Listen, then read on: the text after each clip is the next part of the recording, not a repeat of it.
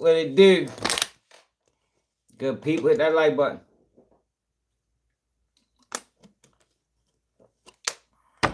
The like button. Subscribe to the channel if you're new. JB, what it is. What it is.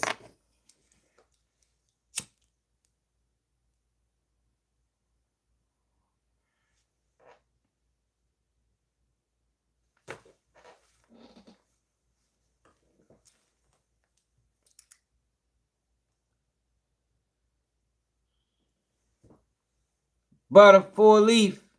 One and only. What's up, people? Well, man, put some man, what it is, RZA? I had a long conversation with YouTube yesterday, you know, because I don't know if y'all been noticing how they've been doing this lately. But they've been taking out subscribers, man.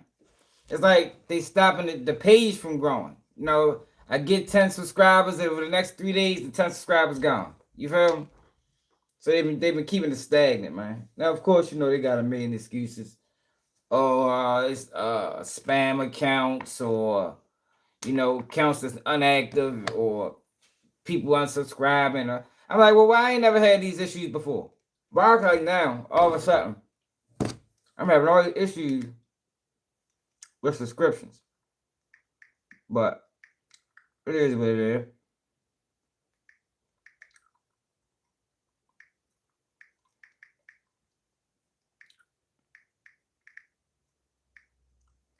I gotta put some tags in the video.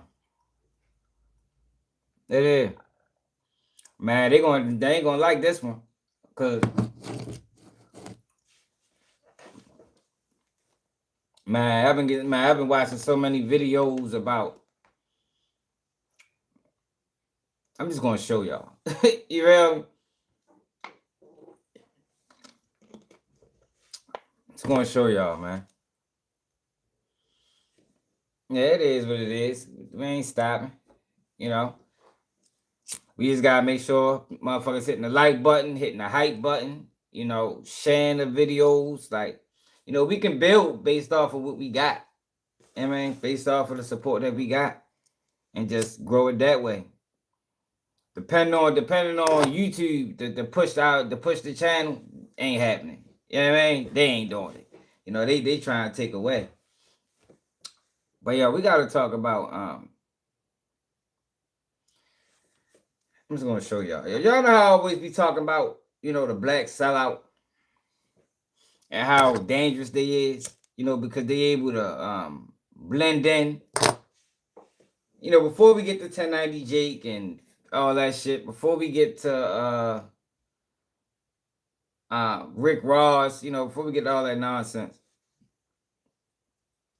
I want to show y'all something. Yeah. Hype button. The hype button, more important than the like button for real.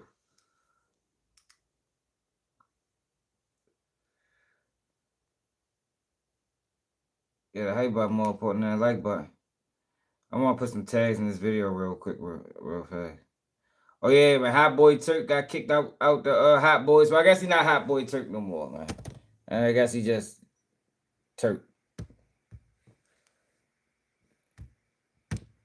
TURK got kicked out the Hot Boys.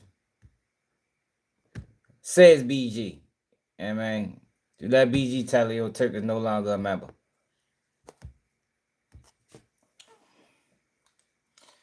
But yeah, let me put some tags in this video real quick.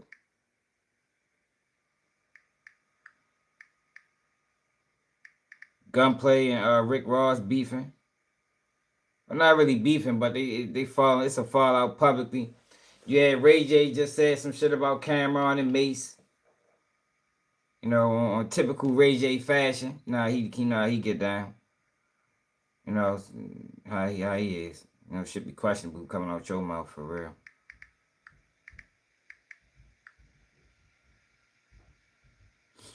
I just watched a clip of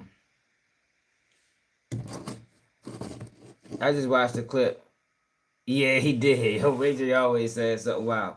I don't got no problem with Turk. I think, Turk was upset with me, or, never said my name, but I know the video was about me because the video I did about that shit got like 80,000 views or some shit like that. But his situation with BG. And BG been moving flawed since he been home, first and foremost. But when it came down to this Turk and BG situation, I really can't blame BG for not wanting to fuck with Turk. Based off of, the information that we got. The information that was public. The things that he said out of his own mouth. You feel me? I don't think I would fuck with him either. But I don't got no issue with Turk. I always said Turk was he definitely was the most underrated hot boy.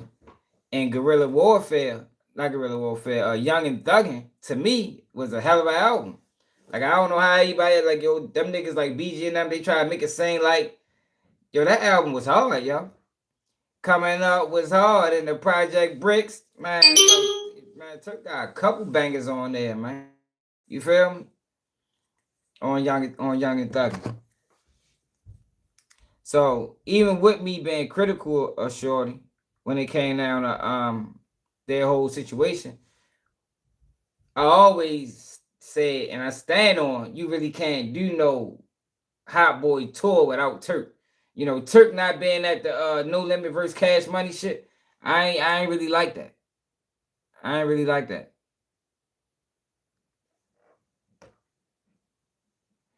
And hell yeah, man, Guerrilla Warfare was hard as a bitch. I ain't gonna never see one thing about me, yo. Even if I call somebody out, I ain't never gonna deny their contributions or or anything of that nature. You feel me? Like I called out King YELLA. But in this video, we're gonna talk about the situation.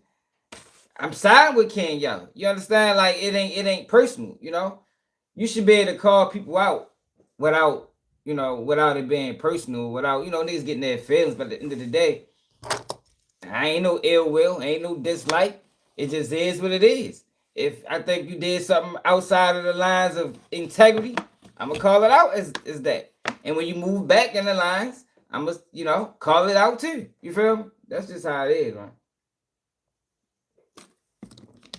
Like I didn't agree on with DJ Academics sometimes. Y'all know I didn't say DJ Academics don't like black people. You feel me? And I really believe that. I don't think, especially street guys, I think DJ Academics has a serious disdain for American black guys in the streets. I do. But that don't mean he always wrong either. I think DJ Academics played a role in setting Dirk up. I do.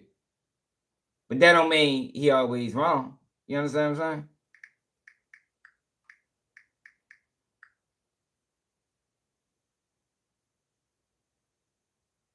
No, two things can be true. Yeah, hell yeah. Two things can be true. And that's just how it is. Now, how they feel about it, who knows? But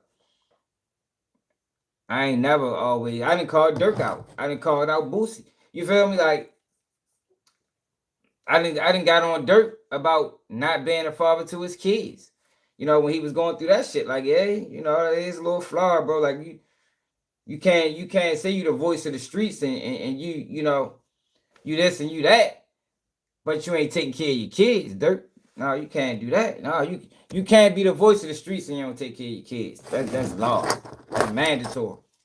You feel me? Like, yo, taking care of kids is like important to me. You really can't be anything of value if you don't take care of your kids, man. Now I know everybody's situation is different, but when you talking about somebody that got millions and got the ability to make things happen, nah, yo, you ain't no excuse for that, shorty. Ain't no excuse for that.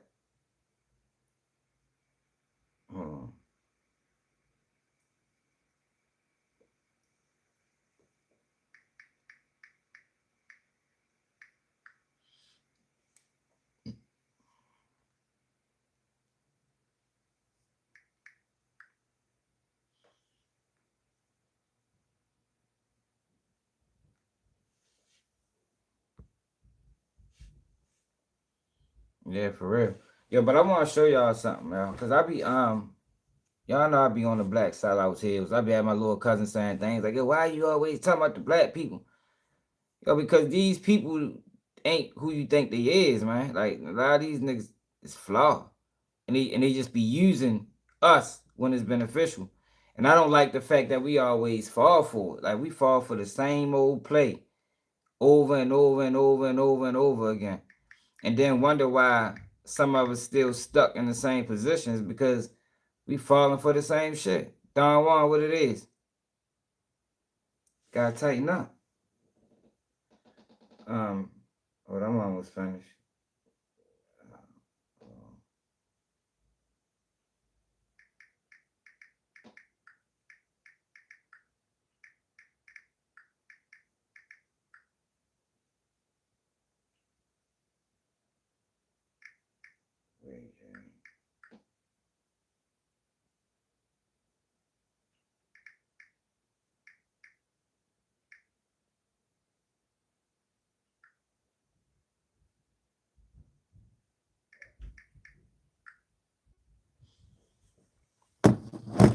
All right, so look, let me show y'all something.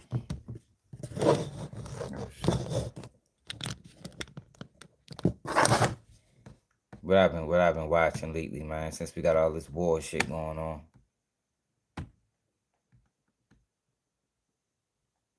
Then I don't think we got nothing to do with. It's crazy that we even involved ourselves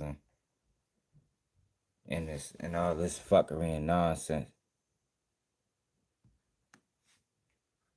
What the fuck is this? Oh man, what's he talking about? You can't speak for you want connection. Yeah, whatever. I don't know, y'all. I ain't really. I'm glad you told me that's gonna be on. I ain't really into college football like that. That shit probably gonna be a good one though. I'll probably check it out. All right, so look, before we get into all of that, I want to talk about this. Jewish history, and it begins with 3 words. Dear Lord Rothschild. Dear Lord Rothschild, I have much pleasure in conveying to you, on behalf of His Majesty's government, the following declaration of sympathy with Jewish Zionist aspirations, which has been submitted to and approved by the Cabinet. Why was it that this letter was sent by the Foreign Secretary to your great-uncle Walter? It's an interesting question because it was primarily a movement from Eastern Europe, but they didn't clarify who was in charge of that movement. And in addition, it was, after all, in Great Britain. So they felt that the Rothschild family should be the one to whom it was addressed. And Walter was Lord Rothschild, and he was a Zionist. And those really are the background reasons. So Walter received the Balfour Declaration, and I have a copy here. And I wonder if I could possibly ask you to read it. Hey, dog, what I really do, yo. If I make a backup channel, that shit probably gonna be all politics. For us. Yes, indeed. Yeah. I'm going to put on my spectacles to make sure I'm reading. I just wanted to show you, like, it's a lot of bullshit going on right now, man. But let me show y'all some people, man. Some people that gains a lot of support.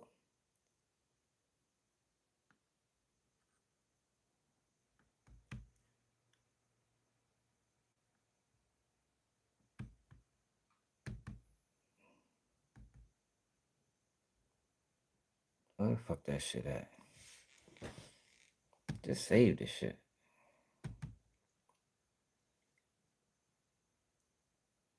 Look at this.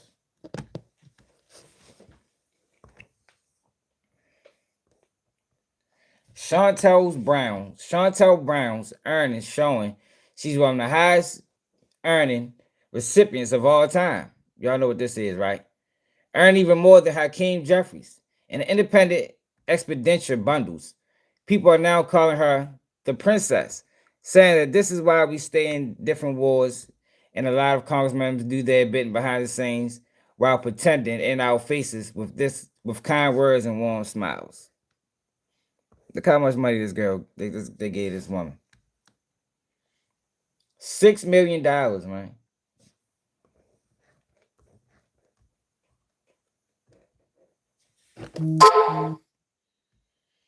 $6 million. Look at this woman. I'll never take a single penny from corporate PACs or AIPACs, not now, not ever. But I want to be very clear that there are candidates up here who are bought and sold. Melissa Conyers-Irvin is one of them. Yo, I might cover that on that channel. JB. I'll tell you right now, Melissa, you should September, resign in from no your time. post because you have been a horrible city treasurer. And on top of that, you also take AIPAC money, and you are not here to represent the interests of the people that are right before you. In addition to that, Jason Friedman didn't have the courage to show up. Guess what? He's getting AIPAC aligned money as well. And, you know, Anthony, I really like you, but I also know Michael and Carrie Sachs gave you $7,000, and they are some of AIPAC's biggest donors. So I want to know if you're going to return that money. I'll get a chance to do that. Okay. What's up, Maeve? I am a black woman born in Inglewood, raised on the west side. I don't have to prove anything to anyone, and that I will not turn my back on my community. If you think that I'm going to go to Washington, D.C. and vote against myself, that is insane. So I'm the only candidate up here that AIPAC actually spent money to oppose. Melissa Conyers-Irvin, you do not get to hide behind the blackface in our community when you are selling us out. You do not get to take on Donald Trump when you're being funded by the very people that Trump is being funded by. And so when you all are seeing these commercials and you are seeing what folks are saying, understand that we are not for sale. And the greatest office in this land is the office of the citizen. And you need to elect somebody that makes it clear. Our communities are not for sale. Our vote is not for sale. We are not for sale. I think we should be quite clear here. The call for a resignation is not because you're not going to represent yourself. It's because you're representing yourself and not the people of this district. This district deserves people who will not take a single cent of special interest money. It's the reason I reject corporate PAC money, AIPAC money, crypto money, all of the money that is flowing in to support just a couple campaigns on this stage. And broader than that, we need to make sure that we have a system that doesn't just ban Citizens United, but stops these giant billionaire-funded monopolies from buying our politics in the first place. This is what antitrust and anti-monopoly laws are there to do. And if we don't take back our democracy from these giant corporate interests, we're going to keep seeing candidates like Melissa Conyers-Irvin taking millions of dollars from the most pernicious PACs in America. I'll never take a single penny from... Hold up. I'm Melissa. So the lady was pressed about it. I don't know if this was the same meeting, but she got pressed about it by one of her constituents, you know, a member of Chicago, a member of a resident of her district. So, hi, good to see you. Thank you so much for putting on this fair today. My honor. I know you're also running for election. I am. And there is a question that I know a bunch of us will be really helpful for us. Yes. I know that you've taken about $3 million from AIPAC. I don't know if it's 3 days, but that's fine. Well, yeah, about. And I'm just wondering, will you deny that funding and prioritize Chicagoans instead of folks who are like prioritizing foreign governments? That's a question that you and I won't be able to talk through today. But Okay. I'm certainly willing to talk through it. I appreciate your passion. Where do you live? In your district, actually, in Chicago. Well, I'm also wondering, how can we believe that you'll fight for us if you're also taking money from folks who like support Trump? Good to see you. How can we know that? How will we know that you'll fight for us? If you want, we can talk. We can have a conversation. Would you like for me to set up To schedule one? Yeah. Sure, but do you have an answer for that right now? But I do want to walk around for this job fair right now, just to make sure that I get to the people before my next thing. But I would love to have a conversation. I understand that, but it's a question of yes or no. If you'll deny that That's why I funding, give her a hard time. will you deny that funding, or will you keep it? Dan, I wanted to make certain that I was able Look. to get to that table over there that wanted to. This is one of the people you're supposed to be lobbying for. You can't sit back and have a conversation with this woman. I think it's really important for Chicagoans who.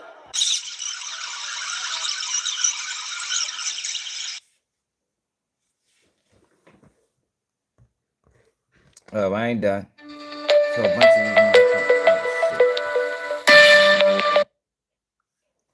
Hold on, y'all. I'm gonna let something play real quick. I gotta answer that phone for my man. We're gonna get back to that. Look at this right here though, too. Gotta call my man real quick. Look at this. Entitled, couple gets outsmarted by police after stage robbery. Check this out. A T-Mobile employee plots with her boyfriend to rob her own store, setting up a co-worker and stealing thousands in phones. The plan backfires badly when they accidentally lead officers straight to them. Around 11 a.m. on August 16th, the suspect distracts the floor manager while her boyfriend slips into the staff room through the back door. Moments later, he confronts the manager at gunpoint and forces him to open the safe before taking the phones.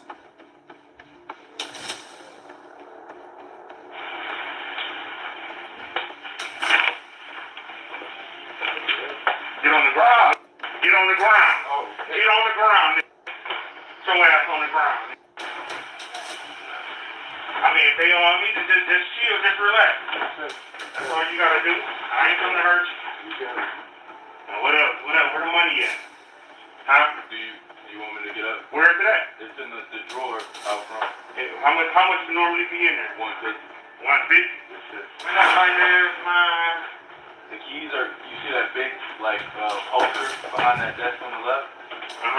It's behind there on the right, in the right corner. You'll find the keys. Come on. Don't try nothing, I'm gonna fire your ass up. I'm not trying to. After taking the phones, the manager is forced to withdraw cash from the safety deposit at gunpoint.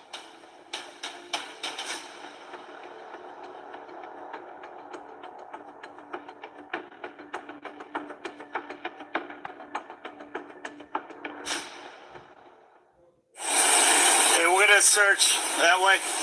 Get a good look inside, and then we'll go in the front, clear to the back, see the hold on the back. The lobby looks clear. 97 and 127 are going to go in through the front and search. Police department! Is anybody inside the store? You need to make yourself known. 140 radio. So, police department, if anybody's inside the store, make yourself known now. You hold, I'll work my way around.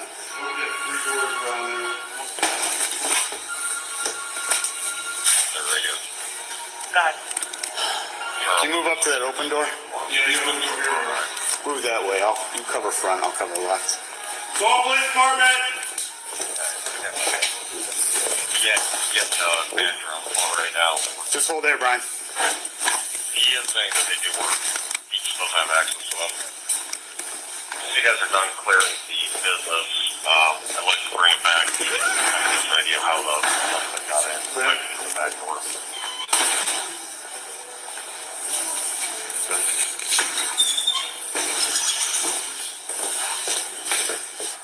Sometimes I wanted to kick because they saw employees only, or if that damage has been there.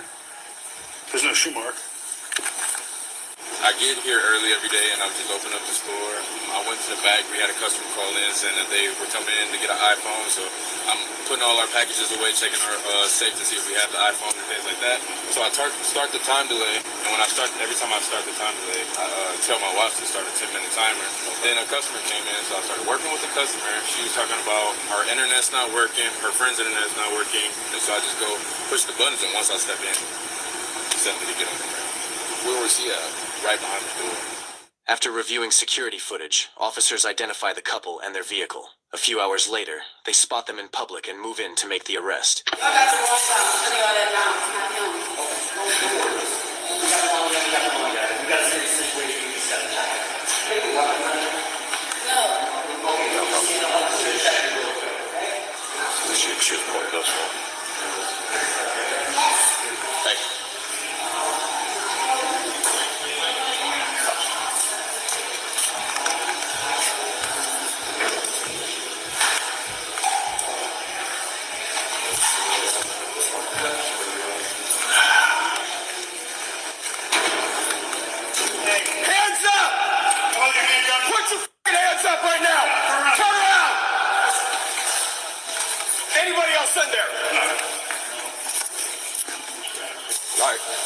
Got cover?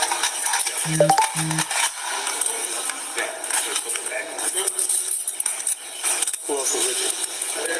Don't move. There's somebody else in his own camera. Radio, one detained. Alright, yeah, we're not playing that bullshit. Where's the gun at? Stop. Don't move. now move. Right out to this car. I'm gonna ask you one more time. If you have a gun on you, you better tell me where it's at. I got no gun. I didn't even do nothing. I don't know what y'all got going on. Yeah, well, hiding inside of a store like that don't make no sense, right? I mean, it's a barbecue. Yeah, nah, not so much. This will go with us. We'll get it back more done. That's understandable. You own a blue car out there? You own a blue car out there? Yeah. I own a blue car. You gotta come out and talk to us. I'm gonna be honest with you, it was used in a robbery and stolen. Armed robbery. That vehicle was used in an armed robbery and stolen. I want to know armed robbery. Yep. You had me on camera on armed? No. I said the vehicle was used in armed robbery. And so you're driving the vehicle here, we gotta talk to you about it. Hold on. Wait. Yeah. What? Did you let anyone borrow your vehicle? Did I let somebody borrow my vehicle? Yeah, I did. Okay. Who? Tyree. Who's Tyree to you? This boy that I've been talking to. Was he with you today? No, he wasn't with me. I just came over to get my phone. Did you drive that vehicle? Here? I don't know what police department come over to her house. Okay, so Brook Park, so you came from Brook Park and then to here? Yeah, I drove here. And that's your view of it? 130. Yes. And you said my car was used in robbery? I'll be honest with you, like I said, we're trying to be honest with you. Is that the story that you want to go with? Clear the rear We have these exit. awesome cameras that cover each intersection, and it tracks your vehicle. Right. So we know where you've been. Right. So like, you want to tell us like again where you're coming from? I came from the west side. So why was your car coming from back where like the robbery? What time do you have your car? I got my car. What time did she text me? Because I said I was coming on Broadway. You got people out there and you're still in building. Because she asked me, was I still coming? And I said, I'm on my way. Sorry, I'm coming up. Like 12:16, he picked you up. Yeah. No, that's when I was driving on my way here. You were driving here? Yeah, at 12:16. So probably about 12. Over there. When's the last time you had your car before that? Last night. So you had your car the entire time from last night till now? Yeah. Till 12:16? Yes. So were you in the T-Mobile and Solon? No, I haven't been in there. No. So we look at the we're looking at the cameras. We're not gonna see you in there. No. About one bit. Listen, be honest. The best part right now is just to be honest about everything, because you can either not be in trouble or you're gonna be in a lot of trouble. I can't make a promise right now, but. I let Tyree drive my car. Huh? And I said I let Tyree drive my car. You let Tyree drive your car? Yeah. And you were at T-Mobile and Solon? Is that someone? This is your first. Yeah. That's my purse? So you got it out of my car? Yes, this is 100%. Yeah, it is. And you said it was in there. Okay, so Wait, it's in my I'm car. sorry, I'm just new to the conversation. You don't know that guy at all? No, that's Tyree. You know him? Yeah. Okay. That's Tyree. So you guys were all at Solon then today, mistakenly? No, I went to Southern, yeah. Today? Yeah. Okay. But a robbery though? My car was used in a robbery? I'm from Bedford. All I know is the guy that... So the robbery with you? He had your purse. It was in Bedford he used my car for robbery? You're going to be in no trouble. You can cooperate. Do not cooperate. You can be in a lot of trouble. I know, but It's one of those two got a things. lot of back and forth going on already, so it's like, you didn't pull me into something else. And I'm So trying, what? whatever y'all talking about, he got going on. Yeah. And it's like, Listen. So, man. There's a lot of kids running around in here. It was reported that this guy, not you, involved. We just want to make sure it's not someone in this business where a kid's going to find that you. I have no idea. It's going to help you out a lot. I literally ran to the door. I said, grab my purse off the Yo, so these motherfuckers this girl try to stage a robbery of her fucking own store. T-Mobile. I paid my cut and that was it. Where's the keys to the Buick? Because it's got to get towed. It's been, you told me. It was used in a robbery. We can't cut brakes on it. You're not making it easier.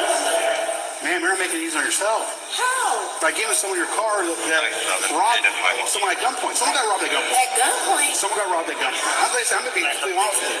Someone got robbed at gunpoint. And that's why we're here. We're not like, it wasn't as simple. It wasn't like someone stole a cell phone. Someone got robbed at gunpoint. Someone's affected by this. And then we just can't let you have your phone in the back. Chris, you want cuffs in the back or front? Your judgment. It doesn't. Yeah, I would. Give me respect. I'm sorry, I'm stepping on your sand over there. I just want to cuff in front of you. There's no need to. Huh? All this on my hands, hair. Oh, yeah, probably from there. Good, Chris? Good, Brian? Yeah. 2 days later, officers arrest a third accomplice who had been seen in the couple's vehicle during the incident. Get on the ground, I said. Drop what's in your hands. Lay flat. All the way. Okay. I got cover. All right. Hands behind your back. Listen, we have an arrest warrant for you. Okay, we'll explain it all in just a few minutes, okay? You're Elvin Drake, correct? Yeah. Okay. All right. That like button, y'all. You sit on your butt, brother. I'll sit you upright. Okay. Do you have any weapons on you? No. Nothing like that? Just stand up. Get your feet up under you. Stand up. All right. I'm gonna grab your phone. That bag, if it's just goodies, we're gonna put it in the car. Okay. All right, I'm gonna pat you down right over here, okay? And Roy, we're gonna separate the. All right, hang on one second. Just hang tight. Okay, so you're being arrested for complicity to aggravated robbery. We'll explain all the details. Anything sharp on you? No. Okay. Yeah, my phone. Okay. And that phone's in that bag, right? I don't know. Right. There's someone on the phone you can hang up. Have a seat in there. Back up a little bit. All this shit for some cell phone. Well, we're not going to wait right here, though. You want to take a seat on the driver's side in the back? The suspects were charged with aggravated robbery, unlawful possession of firearms, obstructing justice, and criminal mischief. Get on the ground. Get on the ground. Man, motherfuckers gotta tighten up, man. All right, now let's get back to the sellouts. Look at this one right here. Check this out. Martin Luther King. Pay attention and listen to exactly what he says. Must see that Israel must exist and has the right to exist and is one of the great outposts of democracy in the world. My Jewish brothers and sisters said to me amid anti-Semitism anywhere, we don't need your support. We have enough Jewish power to deal with this problem ourselves. I would still take a stand against anti-Semitism because it's wrong, it's unjust, and it's evil. But this is why they praise him and they act like Malcolm X never existed. And sisters said to me, amid bigotry toward Catholics, we don't need your support in this because we have enough Catholic power to deal with it. I would still take a stand against bigotry toward Catholics because it is wrong, it is evil, and it is unjust. For this very reason is why I tell you. All right. I ain't going to speak on it. I just want to show y'all these things, man. Cory Booker. I don't understand my Democratic. What about AIPAC money? You take AIPAC money, don't you? A minuscule percentage of my resources come I read it's like 800,000. Yeah, but that's a lifetime number. Do you think he's a war criminal? A lifetime Benjamin number. Netanyahu? Yeah. Do you think he's a war criminal? Yo said, yeah, I mean, but that's a lifetime number. Yo, why are you taking that much money from them people, man? Again, these are questions that a lot of people think are the important litmus tests that are loaded and hot. My urgency. That's why I'm here against reparations. Is to be an effective leader in bringing an end to this crisis. And I get these questions all the time that to me undermine my urgency. I think the thing that Democrats get so frustrated with, where we are right now, where you see like the Zoran Mamdanis and the Graham Plattners rise up, because they can go on podcasts and you can say, do you think Benjamin Netanyahu is a war criminal? And they just say, yes. And that's the end of it. It's not all of the rhetoric answering. It's like what happens to Democratic politicians, they go through this like prism and then we can't ever get like the answer to yes or no conversation. I don't understand my. Yo, like, these people, man.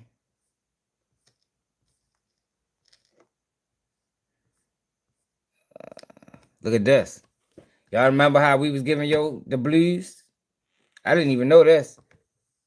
If you ever wonder how a young black dude was able to build a TV network with no pushback and why he chose to use this network to only promote black ignorance, it's because his dad is a bishop and they are funded by them. Remember how we was always questioning this guy and his father? Now it makes sense, y'all. Now it makes sense how Zeus Network is able to exist.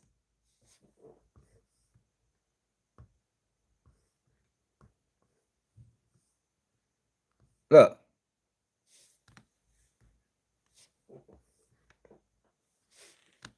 Now it makes sense.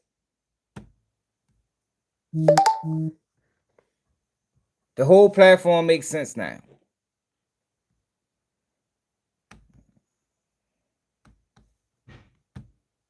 I don't understand, and you're very discouraged in the United States from asking this question for some reason.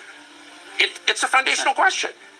But I just want to get to the point that forms the basis of this whole conversation, which is who has a right to the land? Deuteronomy 28, verse 68. And Yahweh shall bring you into Mitzrayim, Egypt again, with ships. And the way of which... No, that's not it.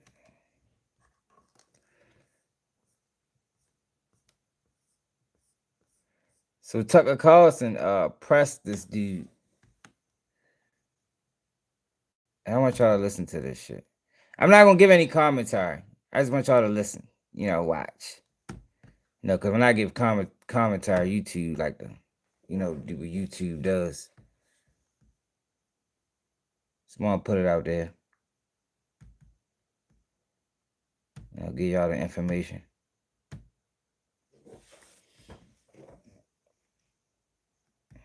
So the other day, yesterday,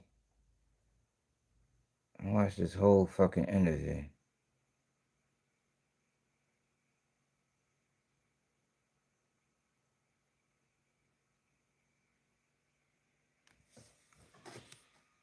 Come on, man. God damn. Then we're gonna get into the other shit afterwards. Wasn't that yesterday? That nigga got it in my history.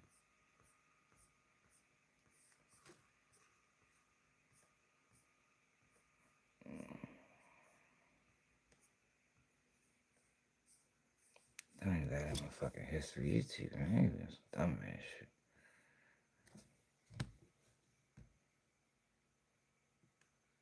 That's not it. Actually, it was an interesting conversation.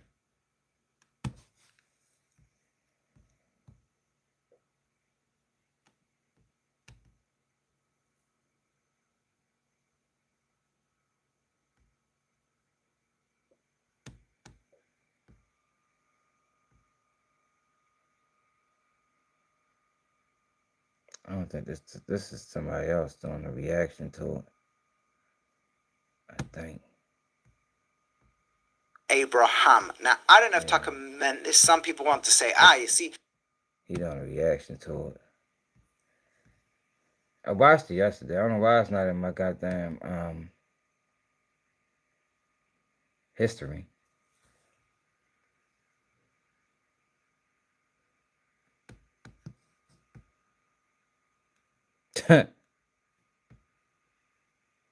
Yo, crazy.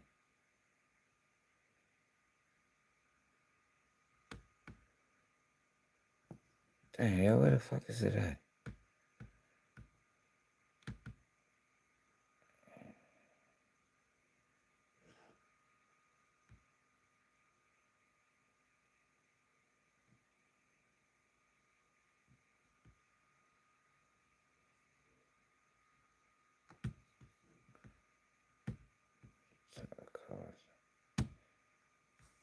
Tucker Carlson, Israel.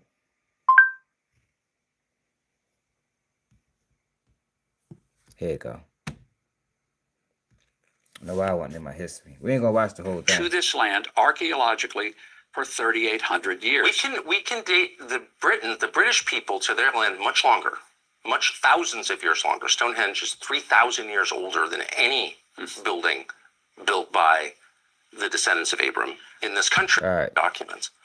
Let me ask you. Would you bring it up? I hope you will bring it up to people at the White House. I'm bringing it up right now. I'm bringing it up now, and I'm asking. I just want to say this one last time. As the U.S. ambassador to Israel, I hope that you will make a formal request to the Israeli government to send every accused sex offender in this country back to the United States to face justice. And I don't understand why that hasn't been done. I'm confused. But we'll try to clear up all the confusion that we have. Well, if someone's been accused of trying to molest a child, I think it's... Then certainly, and I'll check with the Justice Department because it is a DOJ issue and it would be handled through DOJ, the U.S., to the court systems in Israel. That's how it would be handled. But the first step is the Israeli government saying, yes, we will allow you to extradite this person back. The person is being shielded by the government. That's why the person's here. That's why he fled here, so he wouldn't have to stand trial for trying to molest a child. I want to get to as I said at the outset, I said something awful that I regret that my wife barked at me about. I lashed out at Christian Zionists and evangelicals, and I just want to say again that I'm sorry. I've always liked them because they're pro-life and they're also really nice people. So for the third time, I'm sorry that I said that. I think part of my problem was I don't understand the theology, and you are not a fake Baptist minister. You're an actual minister. You had a church for many years. You're an actual theologian. So, and I mean this with sincerity, I hear people say, those who bless Israel will be blessed. I know it's a reference to Genesis. I don't understand the connection between that concept and modern Israel and the geopolitical world. And so I'm going to stand back and ask. Let's first define, because, from my days as a debater in high school and college, one of the things I knew, you didn't start the debate till you defined the terms. Amen. Let's define the terms. Thank you. What is a Christian Zionist? What does that mean to you? What does it mean? I don't know. It's the people who call me a Nazi for asking what Israel means. I mean, that's kind of I don't even know. But here's the point. If you say a Christian Zionist is a person who has a brain virus and is guilty of heresy, that's a pretty big charge. I know. I shouldn't have made it. I made it out of anger and ignorance. So, and I'm Christian. I think we can agree as somebody who follows Jesus Christ. Exactly. Has a personal relationship with Jesus Christ, believes in his death, burial, resurrection, has repented of one's sins, and have accepted him as one Savior. Would that be fair? Amen. Christian. Define that. Zionist. A Zionist simply means a person who believes that the Jewish people have a right to have a homeland where they have security and safety. Did you believe that the Jews have that concept is just crazy, but a right to live in that's Israel? what I'm going to say. Do you now. believe that Jews have a right to live in I Israel? really got a lot to say, but I ain't going to say nothing. That would be a Zionist. That's all a Zionist is. I have a million questions about what all of those terms mean. Yeah. But conceptually, I wish Israel no harm. I don't want to see them You want them to have a place where they can live with safety and security? So I saw this recently in an extremely telling exchange between the lieutenant governor of Texas, who I know and I've always liked, and a woman I don't know, never met, who's on the Religious Liberty Commission or something. And she said, I'm a Catholic, but I'm not a Zionist. And they had this ferocious exchange. And he kept saying, and everyone on the panel seemed to keep saying, you have to believe in Israel's right to exist. Which I never kind of questioned, just for the record, but it did raise two questions I think are really important, and I hope you'll answer them. One is, where does that right come from? I would say it comes from, essentially, you could say it comes from the Bible. I would say that it does. But it comes also from a long iteration of historical precedents going to the Balfour Declaration of 1917. It comes from the League of Nations 1927. It comes from the United Nations 1947, the Declaration of Independence of the Israel State in May of 1948. They were immediately attacked. They won the war. They were attacked again in 1956. They won the war. They were attacked again in 1967 by 5 countries. They won the war. They were attacked again in 1973 in the Yom Kippur War. They won the war. The point is, does Israel have a right to exist? They also had wars in 1982 in Lebanon. They've had the intifadas, 2 of those. They've had Lebanon again in 06. I was there. No, I'm very familiar with the modern history of the state. Okay. Pretty familiar, I think. But a Zionist simply means somebody who believes that Israel has a right to exist. Now, the question is, do you believe Israel has a right to exist? I guess. I mean, I want Israel to exist. Well, no, but I want to know what that means. So, like, do other countries have a right to exist? Well, they do exist. Do they have a right to exist? You keep saying Israel has a right to exist, and I want to know what other countries have a legal right, because every international body in the last 100 years has said the Jewish people have a right I understand to their indigenous homeland. My question so that's a legal right. Hey, this shit crazy. What Do other? they have a biblical right? I would say that yes, but you may say they don't. I don't know. I'm actually sincerely interested in finding out what you mean by a biblical right. But first, to the legal right, does any other country on the planet have the same right that Israel has to exist? Well, you could say, does Jordan have a right to exist? When it was Transjordan and the Brits came and divided up the Middle East, and they gave some land to Jordanians, and they gave some land to the Saudis, and they gave I think some everybody land should have a right to to exist. various Middle Eastern countries, and it was all carved up. And the French gave Lebanon its right to You exist. just don't hear that term used for everybody, you know. But They have a right to exist. Do they? Well, why not? Okay. So that's my. So every country. Does the U.S. have a right to exist? I'm asking you. Okay, and I'm telling you, I think the U.S. has a right to exist. Okay. We came here. We came there. We're in Israel now talking. But does the U.S. have a right to exist? Does anyone question whether we have a right to exist? I don't. Yeah, but I, of course, I'm for America. You know. Good for you. But so every current country on the map has the same right to exist that Israel has. Is that what you're saying? I think what we're saying is that when a country has established itself. I don't know if he's saying that, man. But I'd rather him tell it. And it is following international law. It has been deemed by numerous bodies that it is indigenous to its homeland, as Israel is. This is its homeland. It goes back 3,800 years to the time of Abraham. It's not that the Jewish people just showed up here in 1948 and said, we're going to have some land. Hold on. So those are two different tracks, and I just want to make sure that we separate them so I understand each one separately. All right. So you're saying there's the modern legal framework, and so you said a country that abides by international law has a right to exist. I would say that that is a part of its existence. Would the inverse be true that a country that does not abide by international law forfeits its right to exist? Not necessarily if it has the capacity to stay and make its case known. But there have been Jewish people in this land, but that's in this very land, for 3,800 years. Okay. So, but you're saying as the modern nation state with borders and a military and a Knesset and just all the kind of trappings of a modern country, all of which I support, that country has, every country on the planet has the same right as Israel to exist because it does exist. Is that what you're saying? I'm just trying to understand the concept here. Well, I think what we're trying to get to is Christian Zionism, and you've taken this way off the road. I don't know that I have. I don't mean to. Christian Zionism is a separate thing, but I just keep hearing people say Zionism is the belief That's the fundamental argument that's going on. Does Israel have a right to live in I don't think that's the argument, though, man. Like I'm just gonna let it play.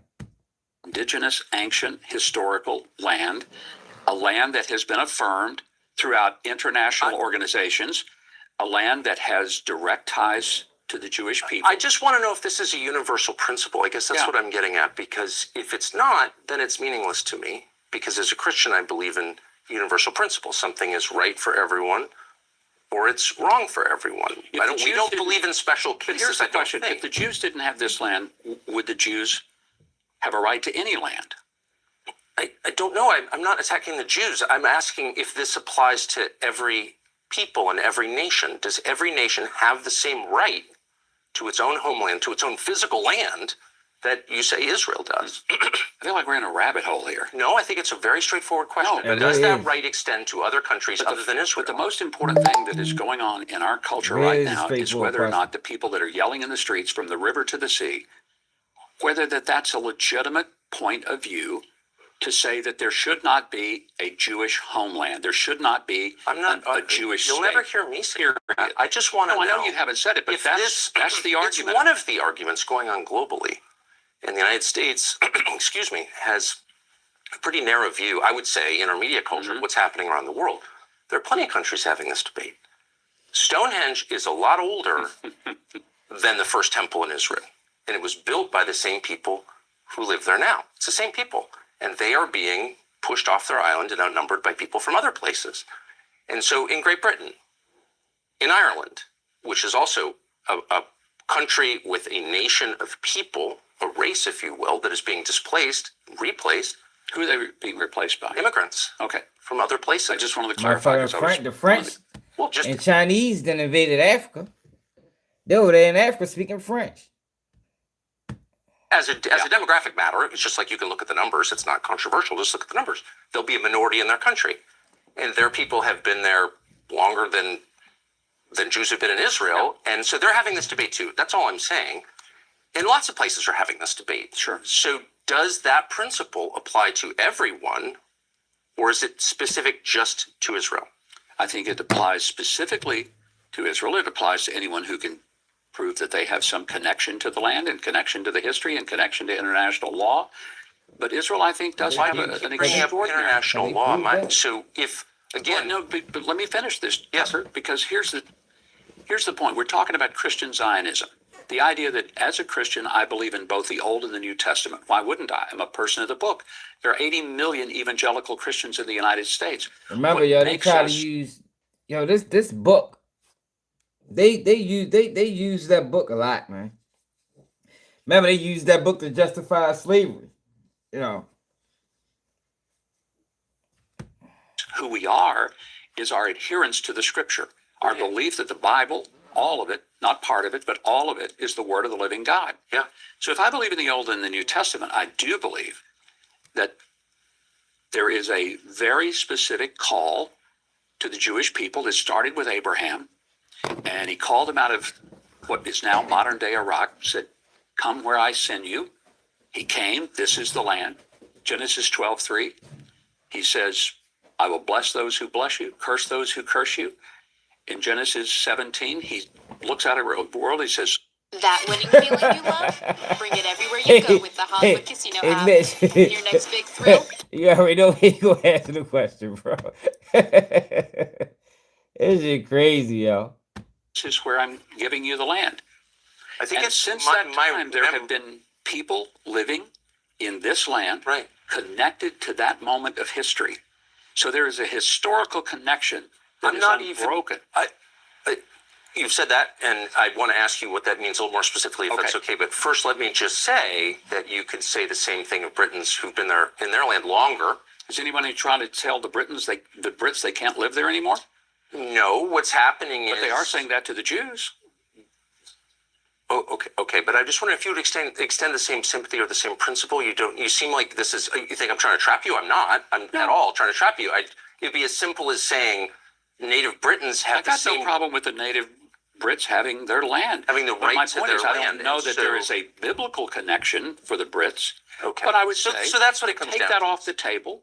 And I think there's still a basis for the Jews having this little bitty strip of real estate. I'm not even arguing with you. I'm just trying to... At all. I'm just trying to understand what it is that you're saying. Nothing.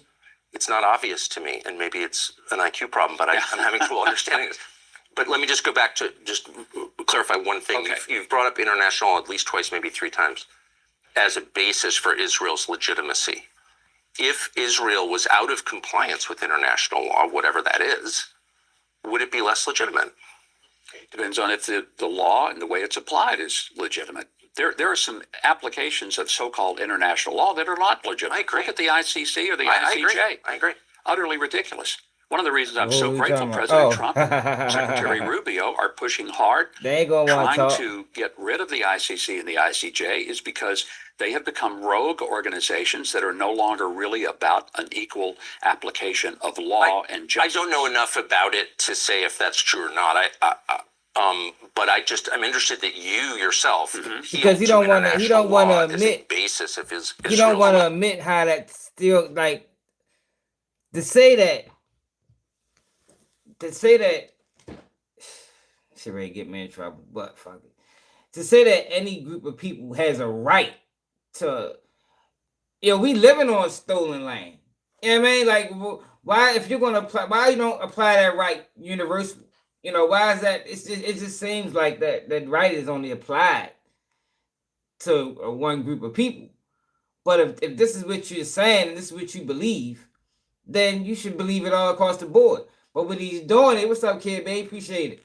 But what he's doing is he's tying the Bible to it and saying, based off the scriptures, then this is how it's supposed to be. But man, we know what it really is. You know, come on now, Africa. That's what it is. You know, it is what it is. But you know what I'm trying to say. I'm looking at is the whole of the last 100 years. The Balfour Declaration is not exactly international law, by the way. It was a letter, I think. It was maybe not law, but it was a declaration. It was an assumption and a declaration that was done by Lord Balfour in Great Britain. At that time, this land was under the British mandate, and he said the Jews should have the land that was theirs from 3,800 years ago. It was simple as that. Right. And I'm not debating that. I'm just...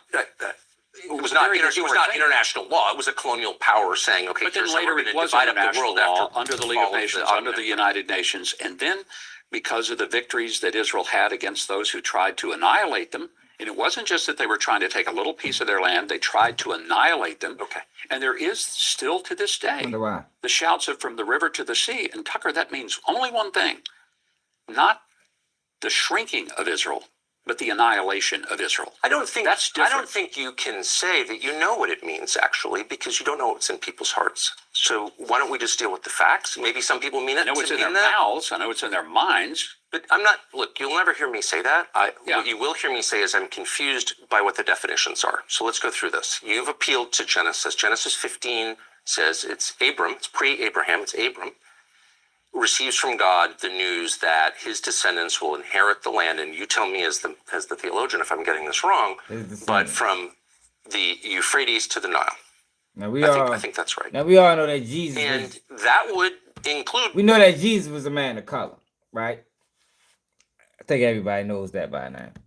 Like basically the entire Middle East. That would be the Levant, so that would be Israel, Jordan, Syria, Lebanon. It would also be big parts of Saudi Arabia and Iraq. It would be, I mean... I'm not sure it would go that far. I mean, it would be a big piece of land, but here's the point. It would be a lot of places that are now countries. But this particular area that we're talking about now, Israel, is a land that God gave through Abraham to a people that he chose. It was a people, a place, and a purpose. We can look at it that way. Christian Zionism, I want to go back because that's where we started. I'm not going to let you off on this because you have said it 3 times that God gave this land to this people. And so it is entirely fair for me with respect to ask, what land are you talking about? Because I just read Genesis 15, as I have many times. Mm-hmm.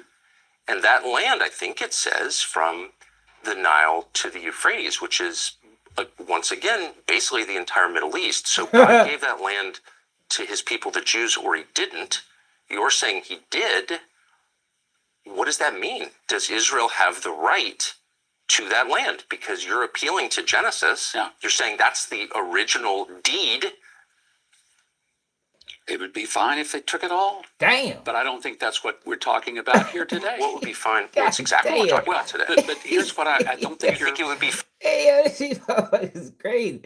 Y'all said it'd be fine if they took it all. Fuck the people that's already standing there. You know. Fine if the state of Israel took over all of Jordan. They don't want to take it over. They're not asking to take it over. But you're saying that the reason that Israel is legitimate, has this inherent right to exist, is because, in part because God gave it to his people. And I am going to the same Bible that you're referring to and noticing that that is a huge piece of land.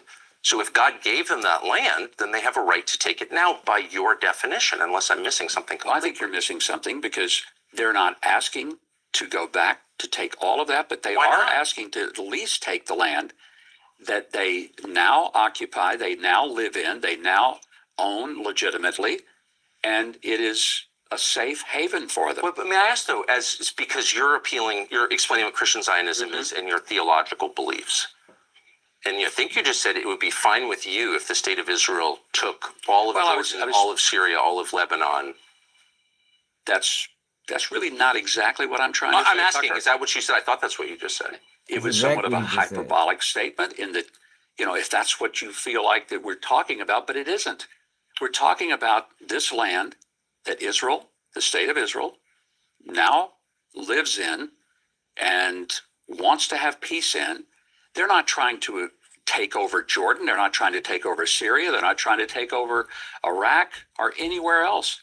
But they do want to protect their people No, they're not trying to take over Lebanon. But you're saying that as a religious man, as a Christian Zionist, you agree with a lot of religious communities here in Israel that the justification for this country is theological. It's a contract between God and his people.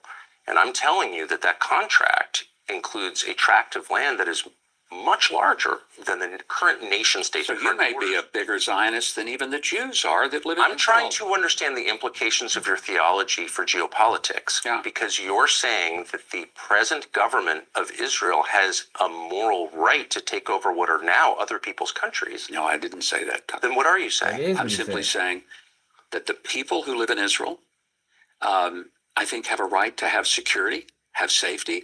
They have a right to be able to live in this land that they have a connection to for 30. I told myself when I said a prayer that I would not get annoyed, but as someone who is, the father of daughters, when I see child molesters hiding in Israel and escaping American justice, I think I have a right to safety in my country too. So you can understand that I think most people feel they have a right to safety.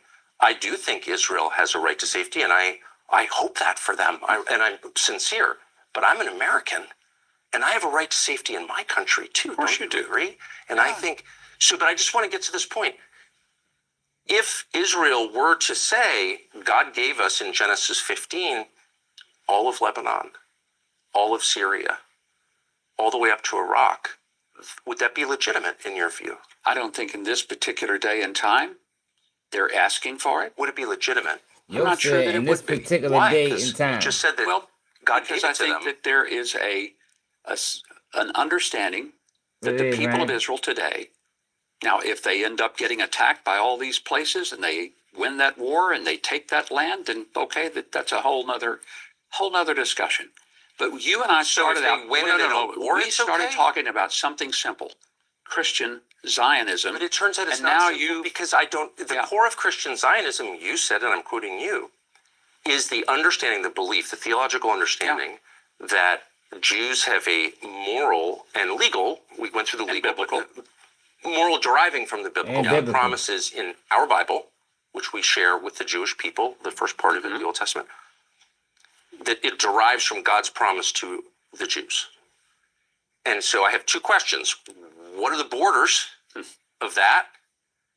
And who are those people in 2026? And you're not the first person I've asked, but you're the most reasonable, most gentle, most theologically informed person. So I'm really hoping for an answer. The first question was the borders. I can't get an answer. Those borders are. So I'm going to give up. But the second question is every bit as pressing, which is who are the people?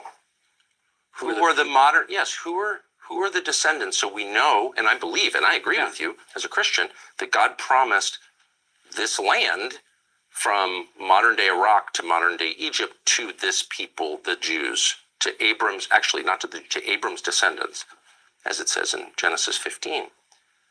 Who are his descendants now, and how do we know who they are? I think they're the Jews, and we know who they are because they've always been a Jewish people. There has been an unbroken line of Jewish people, and they've lived in this land for 3,800 years. Sometimes not very many of them, because they were chased out all over the world. They were hunted down. They were almost annihilated during the Holocaust. They came back. To this day, Tucker, they represent, you know how many Jews there are in the whole world? Please, no, but I understand. First of all, the greatest genocide of Jews no one ever mentions was by the Romans, where they were literally banned from Jerusalem for 500 years. Yeah, of course. And it's all awful. And I'm opposed to all of that. I'm opposed to mass killing of anybody, period. I'm opposed to killing. I say that. I mean it. Yeah. And I hope I believe that. I believe that. My question is, and it's not a bumper sticker answer, it's a sincere answer, how do we know? Because what you're saying is that certain people have a title to a highly contested region. They own it in some deep sense. So I think it's fair to ask, who are they and how do we know? So the current prime minister's ancestors weren't from here within recorded history. He has no deed. Bibi Netanyahu, on one side, his family's from Poland. They're from Eastern Europe. So how do we know that he has a connection to the people who God promised the land to, Abram's descendants? How do we know that? Well, if you take the genealogies that come not only from the Old but the New Testament, you see that there is a historical connection through the entirety of the Old and the New Testament that details the Jewish connection to this land. Does that include Bibi's family? How do we know that if his family Well, that they were comes here? scattered? But how do we know it's the same people? No, why is that crazy? If you say to me, if they speak the same language, if they worship the same God, if they follow the same Bible, if they follow the same cultures and traditions, and they always pray next year in Jerusalem, and they pray for the peace of Jerusalem, and they pray facing toward Jerusalem, does that not give you a little bit of a clue as to who they are? Let's go through those things, because I would like to have a rational conversation. This is a conversation I've wanted. Bless you. Thank you for doing this. Let's just go through those things. Okay. So one of the things I admire most about Israel is they resurrected a dead language in 1948. Good for them. Well, they really didn't resurrect it. It was existent. Okay, that's a compliment. I'm not slighting. No, but it is the first time in all of human history that a language has survived through this length of time. It's I would call it, you might not, but I would call it a miracle. One of many. Okay. Then you can attribute to this I land. think it's wonderful as someone who loves Crazy, language. y'all. Netanyahu's parents did not speak Hebrew. Okay, they didn't live in this region. Netanyahu, the founders of this country, were mostly secular. Some of them were avowed atheists. They were not praying for the peace of Jerusalem. They weren't praying at all because they didn't believe in God. There's no genealogy linking their families to the people of this land 3,000 years ago. They're not. So how do we know, since they didn't share a language, they didn't share a religion, they had no religion whatsoever, how do we know that they had a right to come here from Eastern Europe and but they were scattered. Take the land. They were scattered to Eastern Europe. They were scattered all over the world. There were many in Ethiopia. They were in Russia. They were in Poland. They were throughout Asia. Jews were all over the place, but they were still Jews. But they were still Jews. Okay, so then let me get to the nub of the question, since again, a lot is at stake, a lot of money is at stake. Land is very valuable. Israel has a lot of resources. By the way, if you're accused of a crime, you can hide here. That's a pretty good passport to have. It's a good thing, right? So who's entitled to it? I don't understand, and you're very discouraged in the United States from asking this question for some reason. It's a totally rational question. I'm not discouraged. No, you're not discouraged. Yeah. Others do. You're like the only person I get this conversation with. Everyone will be like, shut up, Nazi. It's a foundational question. Are you speaking of an ethnic group or a religious group? Well, I think you're looking at, for many people, it is religious. There are people who may not have a deep religious connection to Judaism, but they're still Jews. Okay, so it's an ethnic category. It is ethnic, but it is also religious. It is rooted in religion. You can't take it out of it. Now, that means then how can an atheist... Well, I will tell you this. There are some people who say, I'm Christian.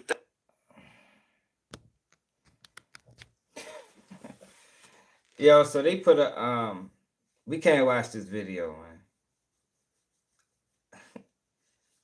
They put a gray strip at the bottom of the live.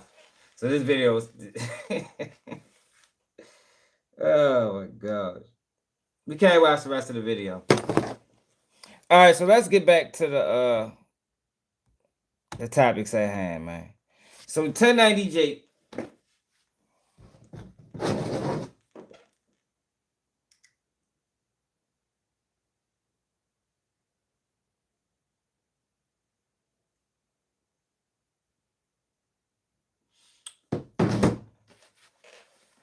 So 1090 Jake issued a warning, or he won a box. 1090 Jake, man. My man Byron Brake called him the Great White Blood. The greatest blood to ever be a blood in the Florida Department of Corrections. Issued a challenge to any rapper who he exposed.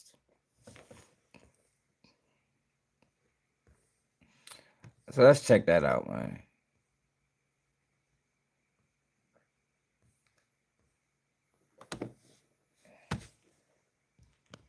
Yeah, they put a gray strip at the bottom of the video, so they got that video copywritten. They don't, you know how they do. I didn't even get to the part where I wanted to get to. Was that your fucking But career is ultimately, fucked? matter of fact, You have nothing to lose at this point. before we get there, Just show me.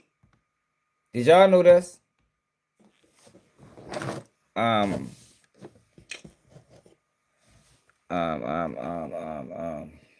see.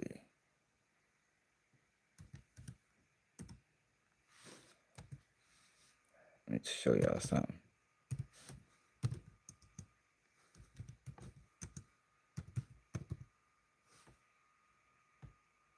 Did y'all know this?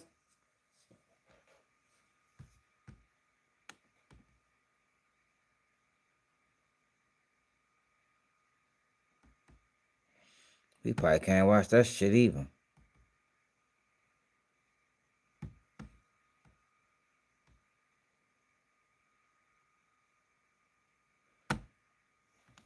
Did y'all know DNA test was banned in Israel? You cannot get a DNA. It's against the law to get a DNA test there. And what I was trying to get to in that video is when Tucker Carlson asked him that, you know, to find out who the true descendants are. Why not do a DNA test? You know, we can nip all this in the bud, answer all questions, and he ain't had no answer to it.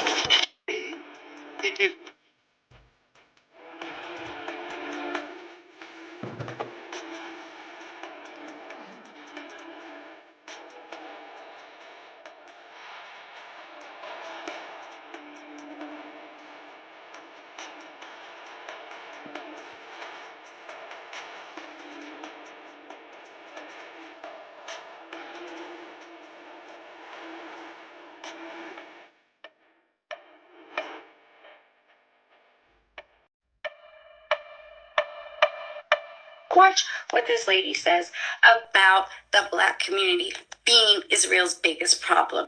The major problem of Israel is with the young generation of the black community. Black Lives Matter starts there. Yo, see? Yo, Black Lives Matter isn't black people. Yo, we gotta make sure people understand that, man. Black Lives Matter is not a representation of black people. But you see how they use Black Lives Matter to push, you know, this hate train or this propaganda system against us. But Black Lives Matter didn't represent us. It wasn't created to represent us. It didn't represent us. But you see how they blew it up so much, it allowed people like whoever this lady is to make those type of statements. Because to be honest, the same play that was ran on them is the play that they ran on us. Of the black community. Black Lives Matter Propaganda starts machine. there.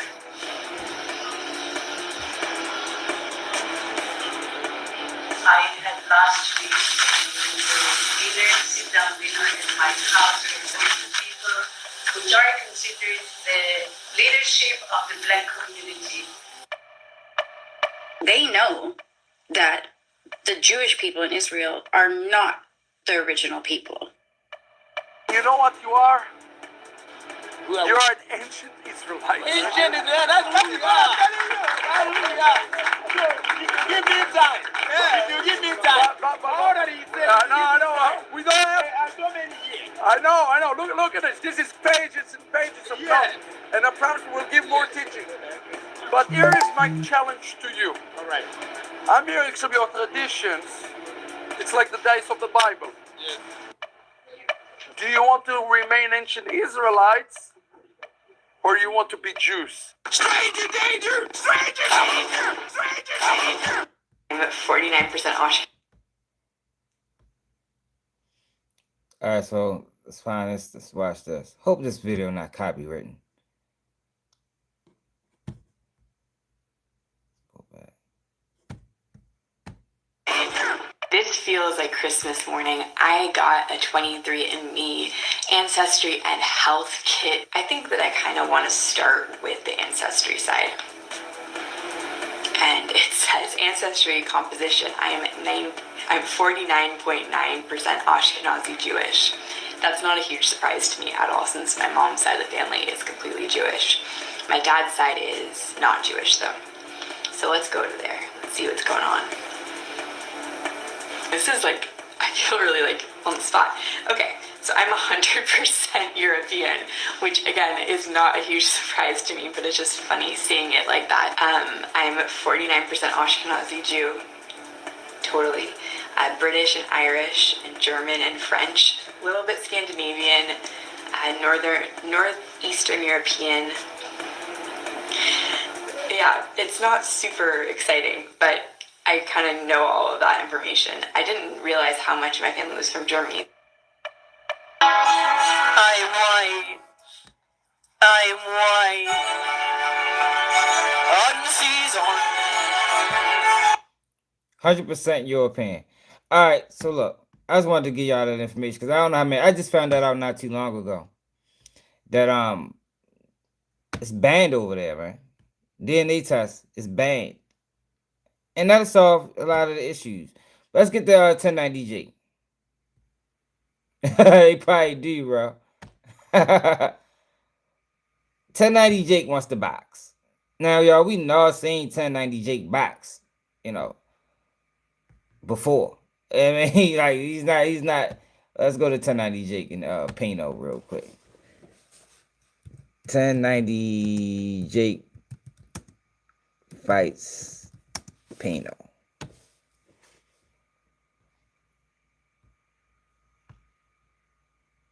I mean, we seeing the results of that, man. If they scrub that shit off the internet, here you go. You can watch it on mute.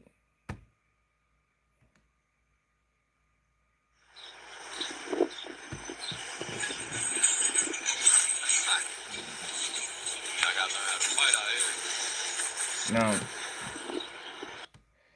You can't even see this shit. Pino is way smaller than 1090 Jake. Scraped him, did him real bad. Now he wants to box. He wants to box a rapper.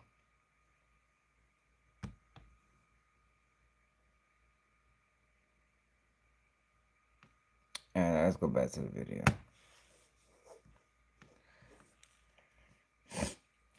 That's why though, bro.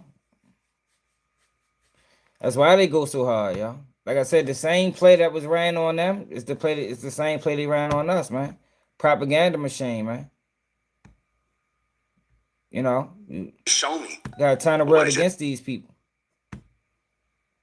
Gotta turn the world against these people at all costs. You know, because But 1090 Jake. Last night, and I felt motivated, compelled, right? I always want to give the people what they want, even if they're not my people. And plenty of people have always wanted to see me get into it with whatever rapper I spoke on. And I have a long list of rappers that have ended up on my channel in ways that they didn't appreciate, right? And some of y'all swear that these dudes are the toughest dudes. They've been to jail, prison, the streets, whatever. Perfect. Show me. Because as much as y'all try to downplay me, I really did a lot of this shit these rappers talk about. So for this video, I'm gonna go. Yo, he gotta cut the gang. Yo, cut the crap, yo. Like, yo, no, you didn't, man. You feel me? Like, yo, 1090 Jake went to jail for stealing from his fucking aunt, man. So it's like, yo, the easiest thing to do, yo, is to be authentic, is to be yourself. For some reason on this internet, a lot of people have a hard time trying to just being their self. Like, it's a struggle. It's an everyday struggle just to be who you really are. And 1090 Jake is the fucking epitome of a person playing the character, being something that he's not. 1090 Jake then built a whole career off of the black community, off of jail and fake prison stories. Transitioned that into lying, or not even lying, but exposing rappers' paperwork. Exposing rappers' paperwork.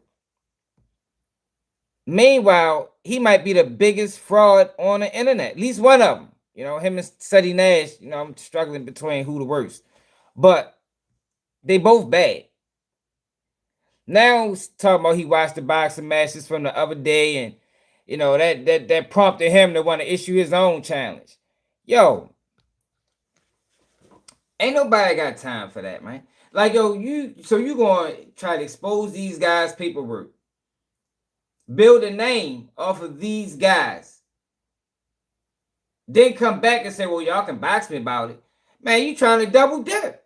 Man, fuck you, man. You trying to capitalize off these people on all angles. Man, I wouldn't, no rapper need to take up this fight. At all. If he wants to fight anybody, it gotta be Pino. Pino did you real bad, yo. Punished you. So, if you're going to issue a boxing challenge to anybody, you would think that Pino would be the #1 on the list. But this is all for show, y'all, because he don't want to box nobody. He don't want to box. He know good and goddamn well ain't no rapper getting in the ring to box, yo. Through the list of rappers I've exposed until we find a suitable opponent to fight on Aiden Ross's card. If you used DoorDash in the last couple of years, you might want to check this out. There are allegations that the app has been tracking users precisely depending on your situation. Morgan & Morgan will be reaching out to you. Now, I started this channel May 1st of 2019. I have over 1 million subscribers. And we've done millions on millions of views. I think like almost 250 million views now. So I'm limiting this. This isn't an open call out for any bum in America that just want to get in the ring and boost their career or start their career. No. Yo, but that's exactly what he did. Like, oh, these guys, man. Like, this is why I say a lot of these YouTubers, they divas. They're not real. They're not the people in your neighborhood. They ain't the people you grew up with. They ain't none of that. I don't know where these people are from or where they was created. But for them, like clout, it's like you gotta guard clout at all costs. You know, that's why they steal from smaller content creators and don't give credit. You know, they'll steal something from you. Say it verbatim and never say shout out to this person.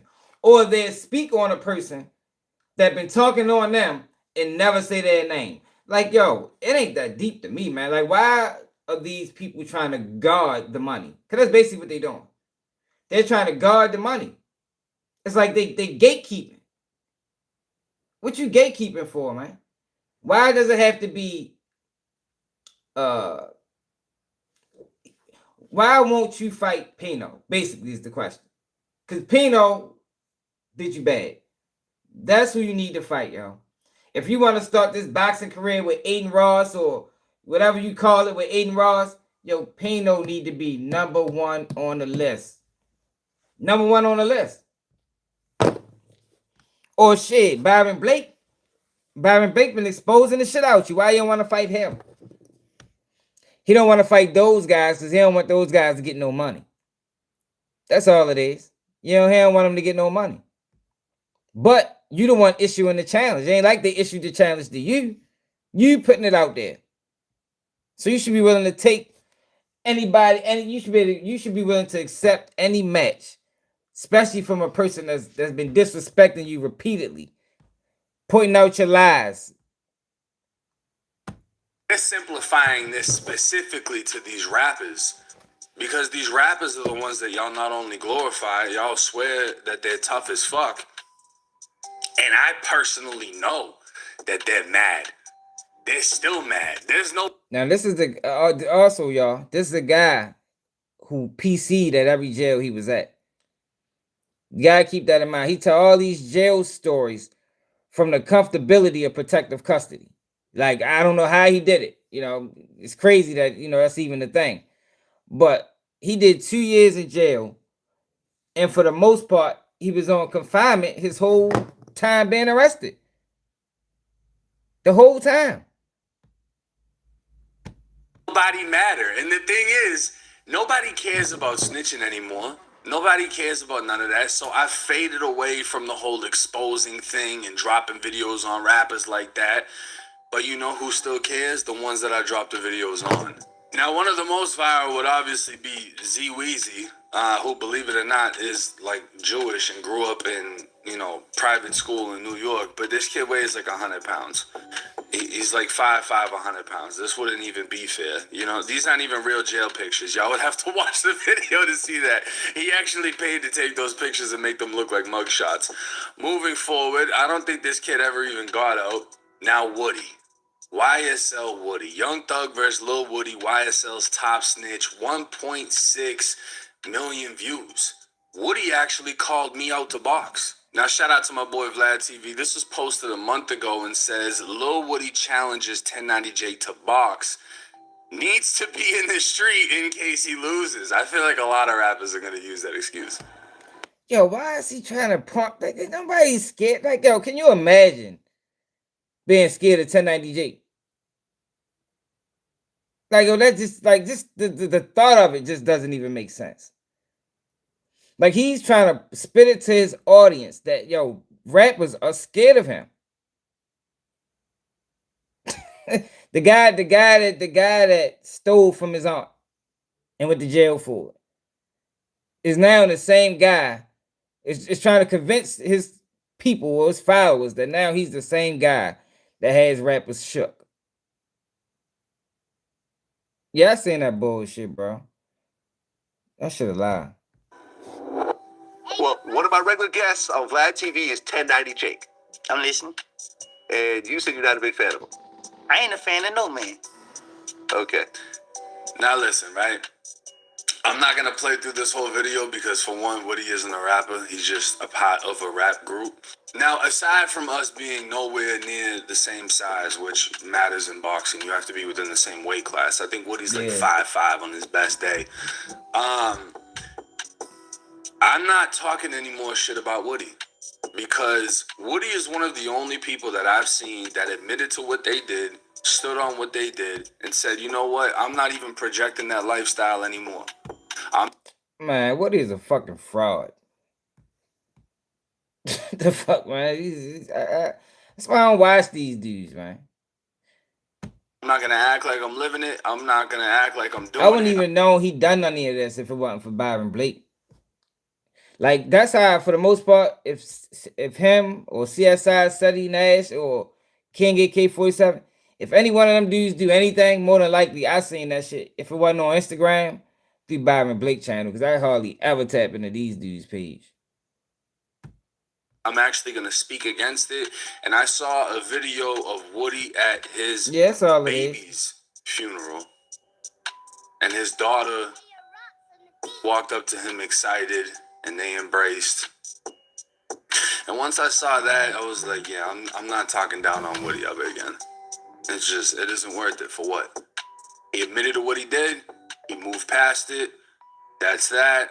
As far as him calling me out the box, obviously that's never going to fucking happen. But I hope he just keeps moving forward. I don't wish him anything negative. A lot of people out here can't even be a father, never mind anything else. And the fact that he's holding that down, I can respect that. Now, Boston Richie. I think that the timing of the live being put out on Boosie is crazy. Since he just went at Kodak Black, I think that's strange, very strange timing now that you got this person popping up talking about Boosie did this thing to him when she was 5. I think that's hard. I'm gonna keep it real. My God, the story of Boston Richie, witness 3 in a murder case. You know, the history between me and Boston Richie, it isn't much because he reached out to me to cover the allegations of him, and then I found even more shit, and then it just turned into what it turned into. But if anything, I've had more back and forth with his manager than Boston Richie himself. Apparently, he doesn't like to talk in his interviews, aside from what he did with academics. His manager's speaking for him 99% of the fucking time. I know they still feel some type of way because his career's been ass since he just got out the feds. I'd 100% be down for that. And he's supposed to be blood. He claims he's blood. Some people claim him as blood. You know what I'm saying? So it's like, fuck it, homie. What up? I'd be 1,000% with that shit. Yeah, boost your career back up. I think the only person wanting to do a feature with him right now is Kodak. And as we know, boost his career back up. Like, yo, you're not boost. How is 1090 Jake going to boost Boston Richie career back up? Like, if these guys get to a certain level on YouTube and they just start getting delusional. How are you gonna boost Boston Richie career back up? It doesn't even make sense. Give him a bag, he'll do a feature with fucking anybody. But yeah, Boston Richie, 100%. I can believe that. I don't hate you. I don't feel like I beef with you, even though you probably might feel some type of way still. But I'll 1000% get in the ring with you. 1000%. I think that is a great idea. Yak Gotti, 6-hour confession, statements used to indict Duke. Yak Gotti, I believe, he talked about me on Vlad as well. Well, when you were on Danza, I was on Danza. You were on Danza. For sure. And he talked about how Whack 100 and 1090 Jake accused you of being a snitch. 1090 a beach. 1090 Jake a beach. Show me. Treat me like a bitch. If I'm a bitch, show me I'm a bitch. Because we apparently can show you a 6-hour confession of you being a bitch. But all you got to do is show me that I'm a bitch. Yo, why is people letting him get away with that grievance, man? Yeah, I did a video 2 years ago calling him a rat about that grievance. It's a shame. And this is how you know how compromised the internet is. It's a shame that it's only a few YouTubers, a few bloggers that calls him out for being what he is. It's fucked up, y'all. Like, people let him sit around and talk like this. Meanwhile, he wrote grievances on every jail he went in, telling on inmates and fucking correctional officers. Went on the news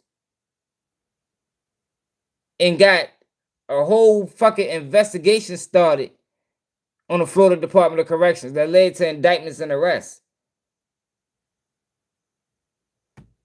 It's because you a rapper, you qualify, you meet the standards, you've been exposed, everybody knows that. Your fucking career is fucked. You have nothing to lose at this point. Just show me. What he said? How he won't say it in my face. I did. Yeah. You want to FaceTime right now? I don't do no FaceTime, say in my face. Okay. Well, obviously, Vlad ain't gonna put me on a jet fucking expeditiously, right? But, you know, we can make an opportunity happen, gangster. Yeah, we from the street. Like, I don't know that FaceTime. Okay. And we can FaceTime, like, hey, what's up? Pull up, like, or I pull up, or whatever. We sit down, you know. But don't speak on my motherfucking story when you... Man, you talking about pulling up and sitting down and then acting like you gonna fucking, you know? The thing is, like, once I already know that you sat down and said everything and told everything and this and that, it's like all the gangster, the things that, you know, I dare him do this, I'm gonna do this, I'm gonna do it. No, you're not, because you would have did it with them. So again, I don't personally know him. I don't personally give a fuck about him, but 1000% opportunity.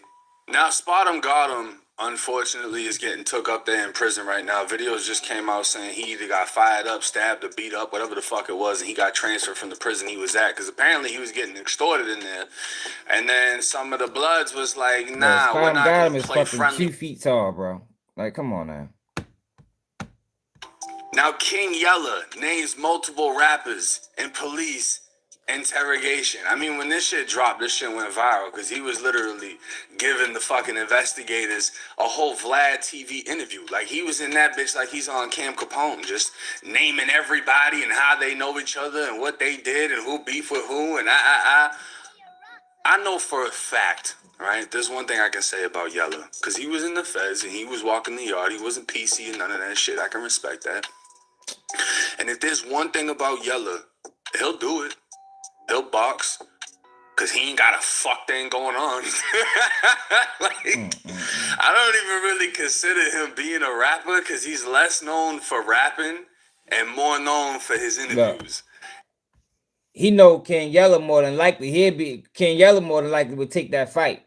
But you see how he tries to degrade him and disqualify him when you the one put out this announcement, man. You put it out. Anybody you expose, you so-called exposed King Yella, what's the problem? Why does his financial situation matters? King Yella know. People know who King Yella is. if that makes sense. Like, I can't imagine there being any type of bag behind him to get for fighting him, because it's just like he'll accept any fucking fight. You know what I mean? He's been trying to accept fights, and for some fucking reason they haven't been able to put him with anybody. So he's kind of like the guy that's trying to play on any team, and everyone's like, nah, it's straight. We don't even want to do that. But I like the fact that he'll do it, though. I can respect that. It's I don't think he's a blood, y'all. I don't think he started claiming blood until he got on YouTube, to be honest. He's not a real blood, man. And the bloods that he was associating with, I think he paid them boys, man. He paid them boys. Similar to, like, you know, the rappers, the rappers that turned gang members. He used that blood shit the same way Seti Nash used the Crips. He used it to promote himself on the internet. The same way a lot of rappers use gangs to promote themselves. Now, Gunna agreed to testify, and I mean, I'm not one of the only people that fucking exposed Gunna. When Gunna shit went down, everybody was talking about Gunna. And to be honest with you, I don't think Gunna will come near it. I don't think he needs to prove himself. And honestly, if I'm being honest, Gunna went on that fitness journey after he got exposed. He started running marathons and shit. He can probably put up a fucking fight, if I'm being real. If he's working out that much and taking care of himself, because, you know, YELLA's... Yeah, why is he acting? Listen to how he's talking, y'all. He acting like people should be scared of him. Like, by him issuing this challenge to people, the people that he's talking about should have reservations. You know, like, I don't know, 1090 Jake, his history enough, alone is enough to scare me. And he has no history. There's no proof of him doing anything. He didn't go to jail for no gangster shit. The man went to jail for stealing. He's a thief. The fuck? And he ain't just steal from anybody. He stole from his fucking family member, man. So right then and there lets you know the type of person that he is. Still be drinking and fucking smoking and all that shit. But this dude's been running marathons and shit. If he actually got in there with somebody, he could probably do his fucking thing. I'm just being honest. But at the same time, he's worth so much, I highly doubt he would even consider it. And I don't blame him. That is, that's all he got. 2 times. I would love to beat the shit out of you. I would fucking love it. Finesse, you know what? You might be the perfect one. Because not only are you a rapper, not only did all 4 of your co-defendants say you snitched, you went to the feds and you walked around on USP Beaumont.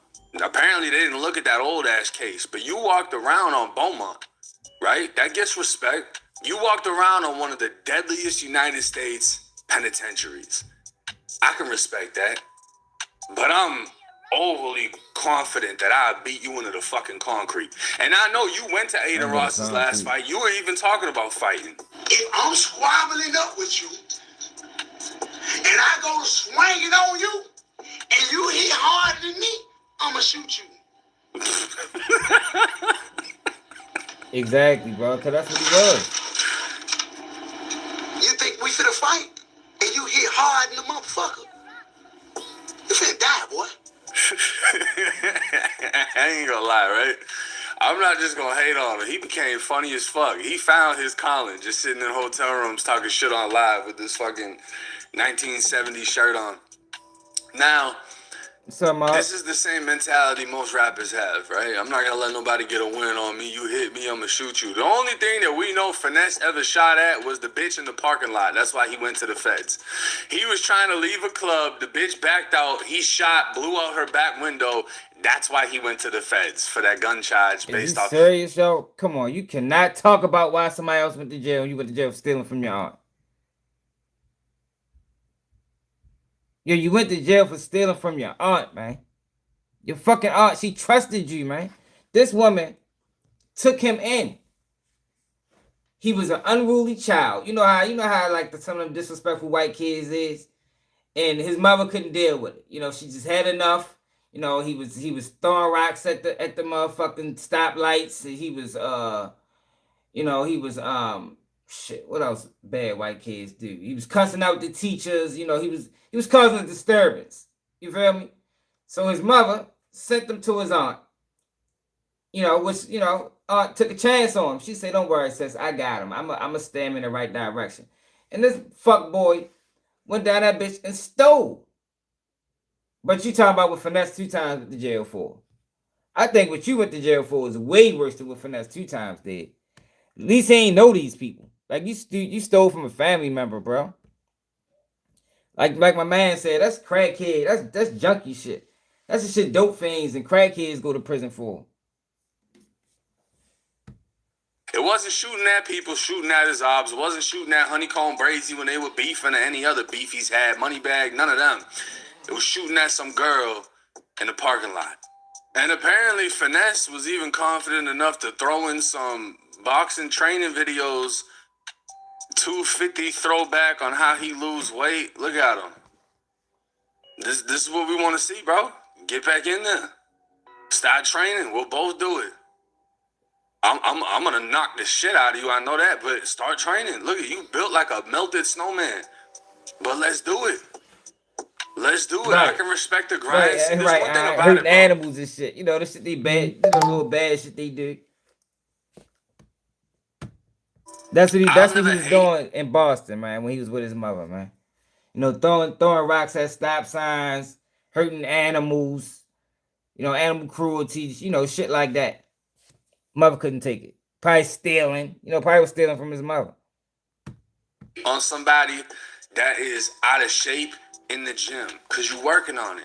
If you just on the couch, I don't respect that because you're not doing nothing about it. And I mean, as y'all can see, I've worked on myself. But Finesse, you done mentioned me in a song. On January 28th, 2024, you would drop the song titled Clickbait. And you would say, tell the Shade Room this. Tell Say Cheese that. Tell 1090J he a bitch. And I'll put 100 on whack. Ooh! He is built like a pillow. Show me I'm a bitch. Because then you came to Tampa. You did an interview in St. Pete with the radio show, and then you said you was all in Tampa, but you had already left when you said it. You went to some music studio. I don't know why you're acting like I'm gonna slide on you. I don't know why you acting like you be sliding, because you was, I think, with your girl. I'm not that type. I don't do all that extra shit. But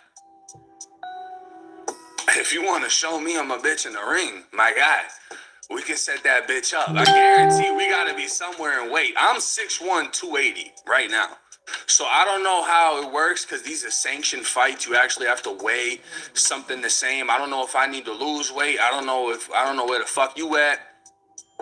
Just let me know, Finesse. I would love to make that happen. Now, I would say we could give 03 Greedo an honorable mention. Me and Greedo went back and forth on now look, Finesse 2 times responded to this. And y'all know Finesse behind his Fat Charles ass. Because listen to what Finesse had to say.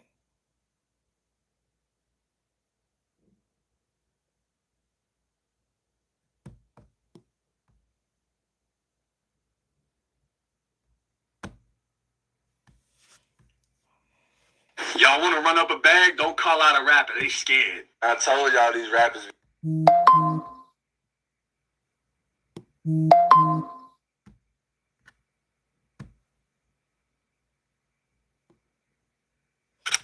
That's all it is.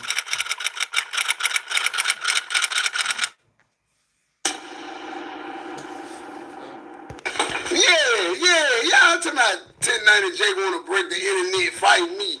It's over with, bro. Now you see that don't nobody care about your snitch videos. Now you see that don't nobody care about your content. Now you want to get the f*** on. You're counseled by Jay. Get through, King of the Hill. Your ass is through. It's over with, my boy. Beat it, white boy. Don't nobody with you no way. Beat it. And then you talking about snitching, and then you tucking your tail. You ain't even outside. You go on your page. You in Walt Disney World. Ain't no killer at Walt Disney World. You putting these snitching allegations and uploading their paper and shit. These niggas try and crush your ass for playing. They homeboys ain't even talking about their paperwork, because it was circumstances built around it. And here you is, today, You got your boy 1090 Jake. We in here for another episode of Niggers Telling on Each Other. Yes, bro. So look, back in 1971, this guy murdered, and then you the police. Man, shut up. You beat up all upside your head. Yeah, that's what I'm saying, man. That's who he needs to fight. He need to go get his lick back. He need to get his lick back, man, on Pino, man. I will watch that. You know what I mean? I think it's a bag there for him. You know, since he's chasing the bag. You know, since you chasing the bag, yo, you know, get your money. Get your revenge. Pino beat the shit out you, man. And he way smaller than him. Quit trying to survive off content, my boy. You're through. You're through. You crept in on mistake anyway. Now you think Collado said your name is funny, nigga like 1090J. You think you somebody because of said you are still on Grand Theft Auto. Don't nobody care about that, boy. Don't nobody with you, boy.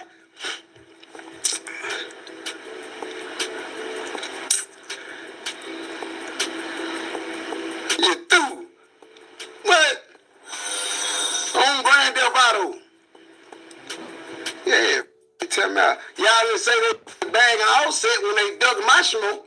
Don't say I dug none. I can't say the N word. Nigga, I've been saying the N. I've been saying nigga since I started this nigga. Tell me that, nigga. Tell me that the N word. Nigga, nigga, you mad because I'm hard on the white boy, nigga. Who sent you? Who the f sent you? Nigga, you mad because I'm hard on the white boy, nigga. Who sent you, nigga? With you? Yeah, yo, he drove over to Boston, man. Motherfucker Pino drove from Florida to Boston to beat your body, man. And you don't want to fight Joe again? Man, shit, he be #1 target, nigga. That man drove 1,000 miles to put hands on you, bro. 1,000 miles, man. How many? Hold on, let me my phone that.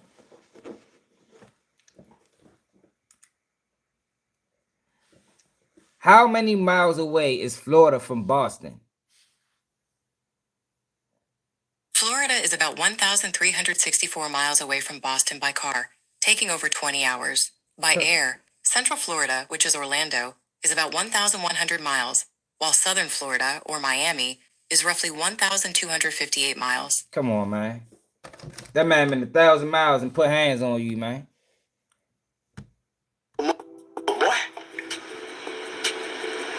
Yeah. You right. Know what South Walker said? And walked away. You're trying to fight for a couple hours. If you want to fight me, I've been in Florida in your area 15 times. You could have been fought me off camera. You want to fight on camera for some money? Nah, nigga. Nah, I got my victims. I got who I want. You don't even equal up to a fight. You don't even got enough juice, enough status, enough money. We ain't even in the same position. You broke. I'm up. It's a big difference, nigga.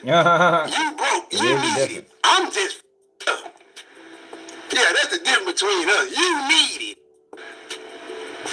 Yeah, nigga, I could use it. But you need it. You talking about, nigga? You talking about I can just use it. Your dad need it. You talking about 1090 Jake trying to box me, bro. Man, that white boy 6'9", man. That white boy 7 feet, man. I ain't got nothing but some hollow points for that white boy, man.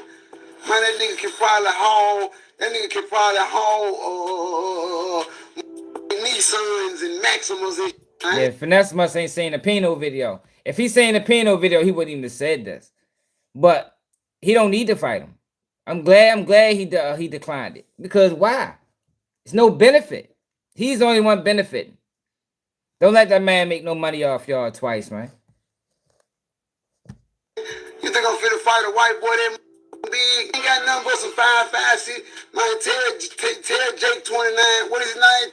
Tell 1090 Jake, man. He can. Now in this video, I think he might have been talking about Jake Paul. To be honest, that's why I think he came at it this way.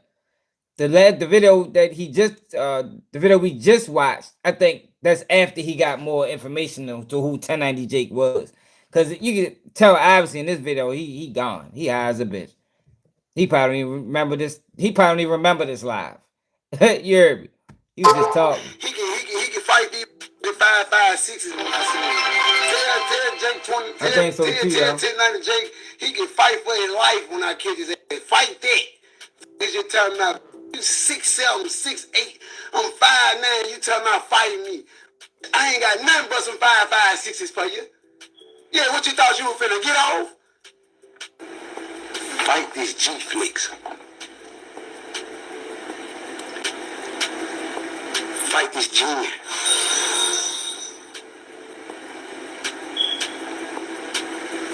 Get what? I'd have caught you sitting down playing poker. I'd have put me about 4, 5, 6, 7, 8. I appreciate the gills. Hey, I would have put me about 4, 5, 6, 7, 8, 9, 10 locks on a sock. And I would have dropped them in an extra sock just so it won't go through that one sock. I would have tied them up real tight. I would have tied them locks in that sock real tight. Let me show you what else I would have did for extra security. I would have took an extra sock and wrapped it around my wrist and tied an extra knot in it. Just so, cause you big as hell, so if that first lick don't, if I don't clutch you out with that first, and that, so that bit won't fall, you might try to grab for it, reach it, snatch it, just melt it around my wrist. No. Y'all want to run up a bag? Don't call out a rapper. They scared. I told y'all these rappers. Now this is his response to this. That's 2 times said he don't want to fight because I'm 7 feet top 6'1". Boston Rich's team said he don't want to fight because it's real smoke. The only rappers who want to fight is the ones in poverty. They say, oh, you can fight King Yellow. We'll give you 2 bands and a t-shirt. Man, your bad body ain't catching nothing. Just jump in that ring. They said they'll give us 100 bands each. Shit out you. Look. Tell the Shade run this. Tell Say Cheese that. What y'all got going on, chat? You can drink you some canned Merc, man. You hear me? I was in your city last week. Had your city turned, man. You know 250, man. You know I come to provide and slide and glide, man. You understand me? So look, King Yellow is willing to fight. But King Yellow ain't got no money. King Yellow ain't got no money, yo, so he don't want to fight King Yellow. In his words. Hey, Adam, please put me on the card so I could beat the living life out of 1090 Jason. Look, that's simple. And y'all seen the response, man. Man, I'm glad. I think if he ain't gonna fight Pino, I think King Yellow will be a perfect. I mean, 1090 J 6'1", King Yellow 6'4". Yeah, man. He said he 280. King Yellow probably about the same. He ain't too much bigger. I think it'd be easier under you know the rules of boxing in the commission. I think that'd be an easier fight to have. You know, I think they'd be able to get closer in weight. You know, than him and Finesse 2 times. You know, Finesse 2 times, we say about 5'9". King Yellow is the fight. He ducking him. He ducking King Yellow. He don't want to fight. He just chasing clout for real. He knew that was a way to get some views real quick, and that's what he did. That's it, and that's all. Boy ain't trying to fight no motherfucking body. Laughing ass nigga. Now, I think we need to put pressure on 1090 Jake to fight King Yellow, man. I want to see that. I want to see King Yellow knock 1090 Jake out. Because that's all that's going to happen. You feel me? That's all that's going to happen. It's going to be one of the quickest knockouts. It's going to be something like this one. Adam 22. What's the nigga that fucked his wife? Oh, all right. This is how 1090 Jake is going to be in the ring. Let's go! Long legs! They got all them fuck boys up there. That shit crazy. Or the people that they promoting. We're gonna skip all of that.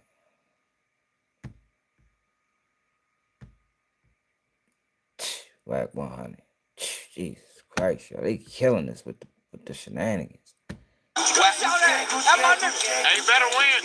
Bro, was Jason bald yesterday? No, I thought he had a cut yesterday. He was bald yesterday. He was not bald, gang. Wait, really? He was not bald. That nigga No, he was wearing a hat. That's why. He was wearing a black hat. Wait, is that Ronnie J? Watch out, watch out, watch out, watch out, the camera, watch out. Ooh, none of this shit be new to me. That's DJ Black right there. Okay. You gotta squash that. You gotta focus.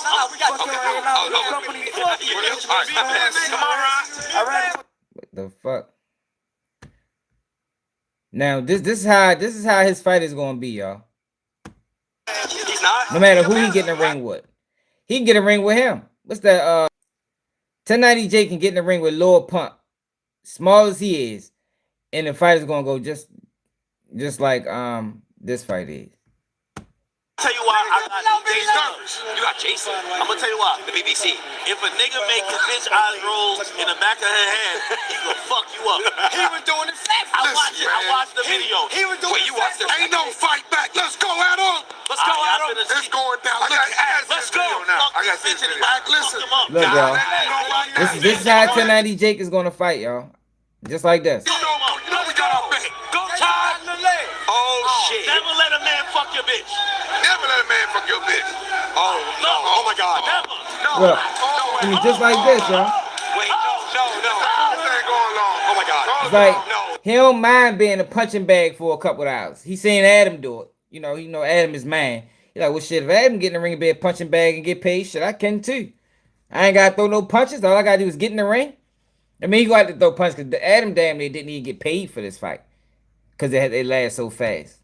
I mean, it was over so fast. He practices score a punch, not take a punch. Bro, Adam, what are you doing? What's going down? This is all part of the plan. Black set him up. This is all part of the plan. Black set him up. Black, you set him up. No, I didn't. You didn't get a good training. This is all part of the plan. This is what's gonna happen, y'all. I gave him back shots and I fucked you up. Yes.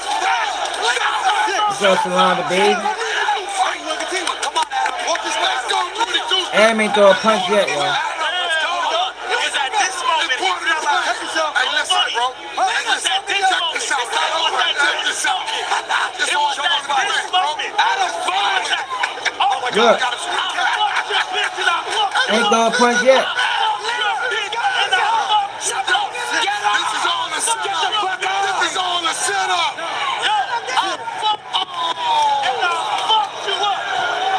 I would expect 1090 Jake fight to be the same. I would expect something similar. He might throw a punch or two, but ultimately it's going to look just like this. I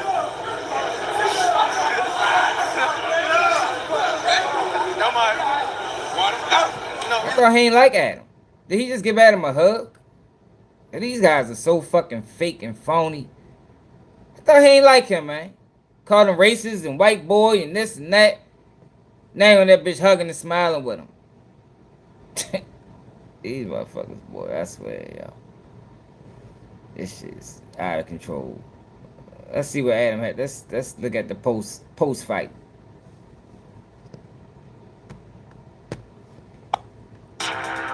Eve to me is big.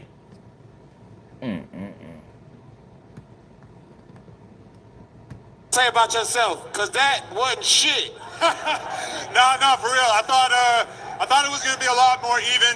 It turns out he was the better man. He's just as strong as he looks. So did what I could do in 2 weeks, but ultimately I think I gotta cut some weight. I don't think I need to be fighting a Ronnie Coleman looking ass motherfucker like him. Didn't even throw a punch, bro.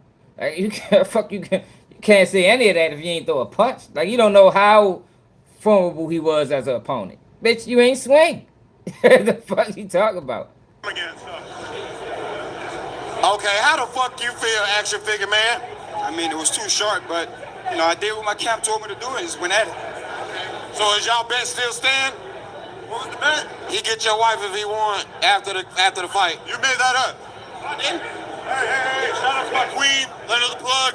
She inspired all this. You want to come in here, love?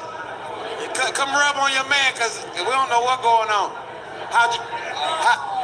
Oh, shit. Letta, I have a question. You just fought on brand risk. They were saying that your health wasn't that good, but it's majorly good.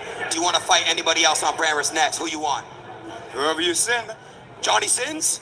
Whoever you send. I was like, man, God beat at his ass again. Man, I don't know why he can't fight. I think with the 1090 Jake situation is similar to DJ. The 1090 Jake and Finesse 2 Times situation is similar to DJ Academics and Lil Baby. 1090 Jake needs to avenge his defeat against Pino. Like, how you gonna put out an open invitation to, well, not, I guess it wasn't open, or a closed invitation, you know, to the people that you exposed as snitches, the rappers, right? But you got a guy who beat you up on camera after you've been running your mouth, talking cold cash shit about this boy. This man lives in Florida, came from Florida. I don't know how he got to Boston. I don't know if he walked, if he rode a bike, if he took the train, if he flew, if he motherfucking had a horse and carriage, but he got there. You know what I mean? And however he got there, driving wise, it's at least 1,300 miles. The man came to your hometown, Boston, Massachusetts, and dog walked you, curb stomped you, did him completely bad. Just like DJ Academics got slapped by Lil Baby cameraman. You got slapped by the cameraman, bro. Now, or attempted slap by the cameraman. You don't fight him back. Like Jake, you get beat up by Pino. He might as well didn't even fight back. But we want to look past this person. So DJ Academics want to look past the guy that actually tried to slap him to fight Lil Baby and think Lil Baby gonna take the fight. 1090 Jake want to look past the person that beat all this shit out of him and fight Finesse 2 Times when you ain't even get back on him. Man, I don't know. He need to fight Pino. Hold on, man. 1090 Jake. Pino. Fight.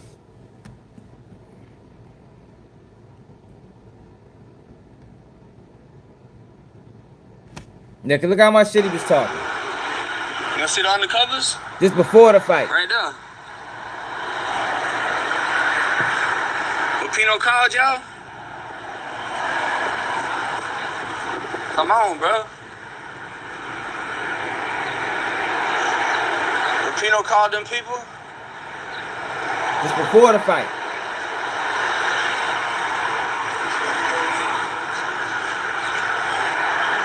He can't use social media as an excuse because he started it on social media. So what that let me know is you don't want to do. Y'all remember where this is at? Where I took my picture at? I'm trying, like, I don't understand. He said he was finna slide over here, but hasn't slid over here. What's up, boy? What's up? What's up? Yeah, that's before the fight, y'all. I don't understand. He said he was finna slide. That's fine after the fight. Hold on. For some reason, the fight ain't on YouTube. It was. I seen it. I don't know what the fuck happened to it.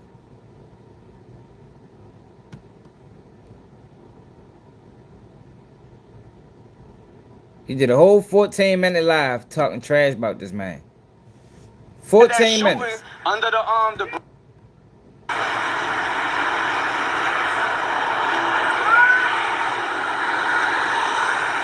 Come on, Pino. I'm trying to get my subs up too.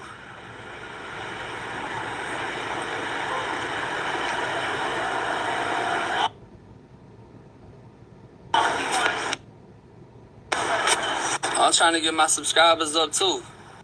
At the apartments. I got the picture of the signs right there, Dudley and oh, is that him? Is that him? Worried about no fight. The undercovers. Where the video at after the fight when he was all battered and bruised?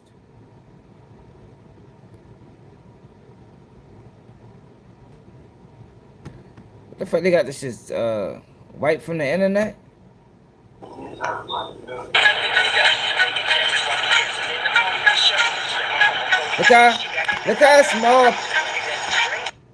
Look how small Pino was to him. Yeah, they must have got the fight not on the internet no more. It was a video of it. Must have got that shit screwed.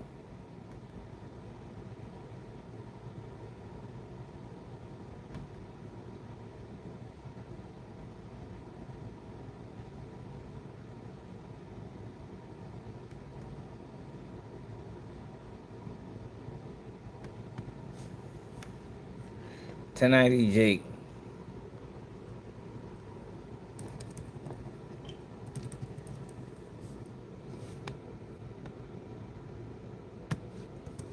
After.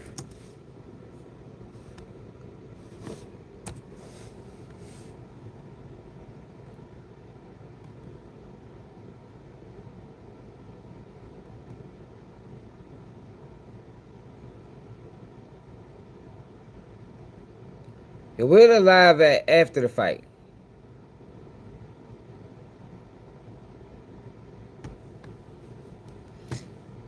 $10.90 Jake after fight with Pino. Live.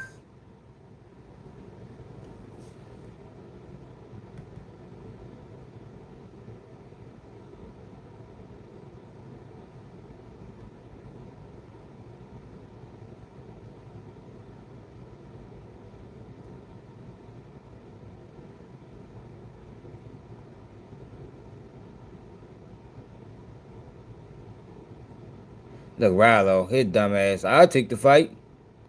Rallo's stupid.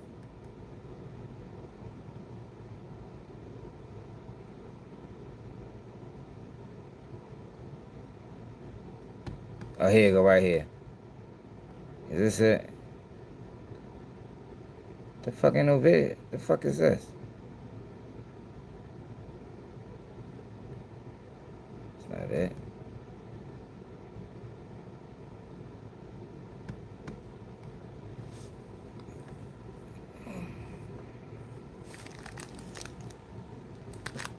Check them out. Hey, you better tell them how we were rocking the Appalachian now. Check Big them out, 500. You better tell them how we were rocking the Appalachian now.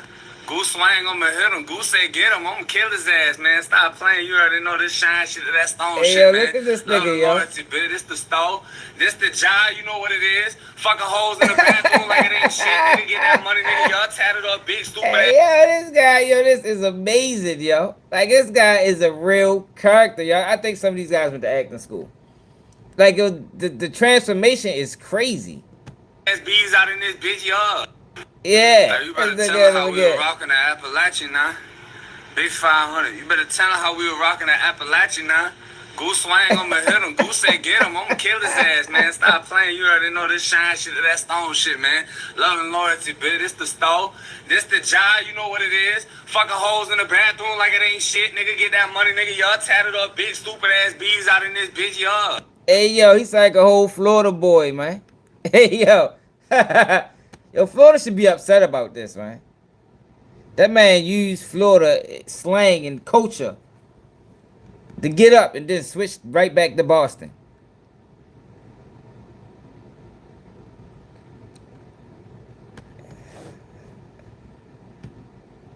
$10.90 Jake IG live after beat up by Pino.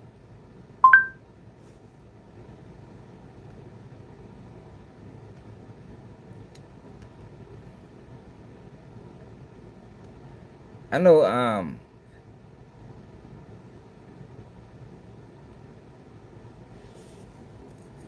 Byron Blake got that motherfucker on there. Fuck, I can't. That shit probably on Reddit or something.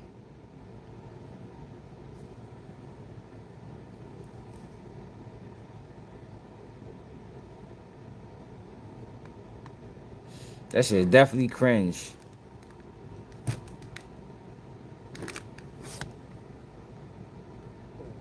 This is it. Alright.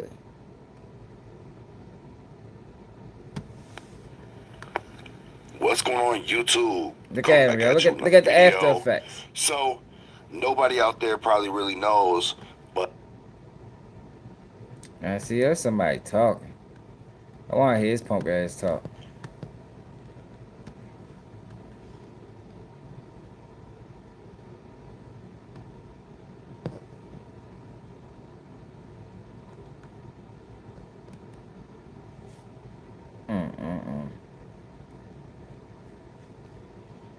And YouTube be out of control with the bullshit. Here you go. Here you go, right here, y'all.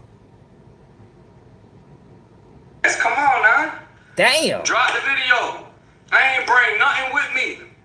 Nobody, nothing. All them people, they were just walking up. I ain't bring nobody with me. Yo, you don't normally get scarred at this part of your head, man. God damn. Drop the video. Yo really got Drop his head that bust whole for shit. real. Come on, hands? Nah. Drop the whole shit. Come on now. They try to ABG nail me, but nigga, I wasn't begging for nothing. I wasn't begging for nothing. What's up? Get Carlitis on. I know. Okay. I wasn't begging for nothing. What's up? Come on, what you think I wasn't finna get on live, bruh? Come on, we is not scary over here. Period. Period. Come on, drop the video. That's a hell of a They said start. they gonna drop the video, drop the video. Come on.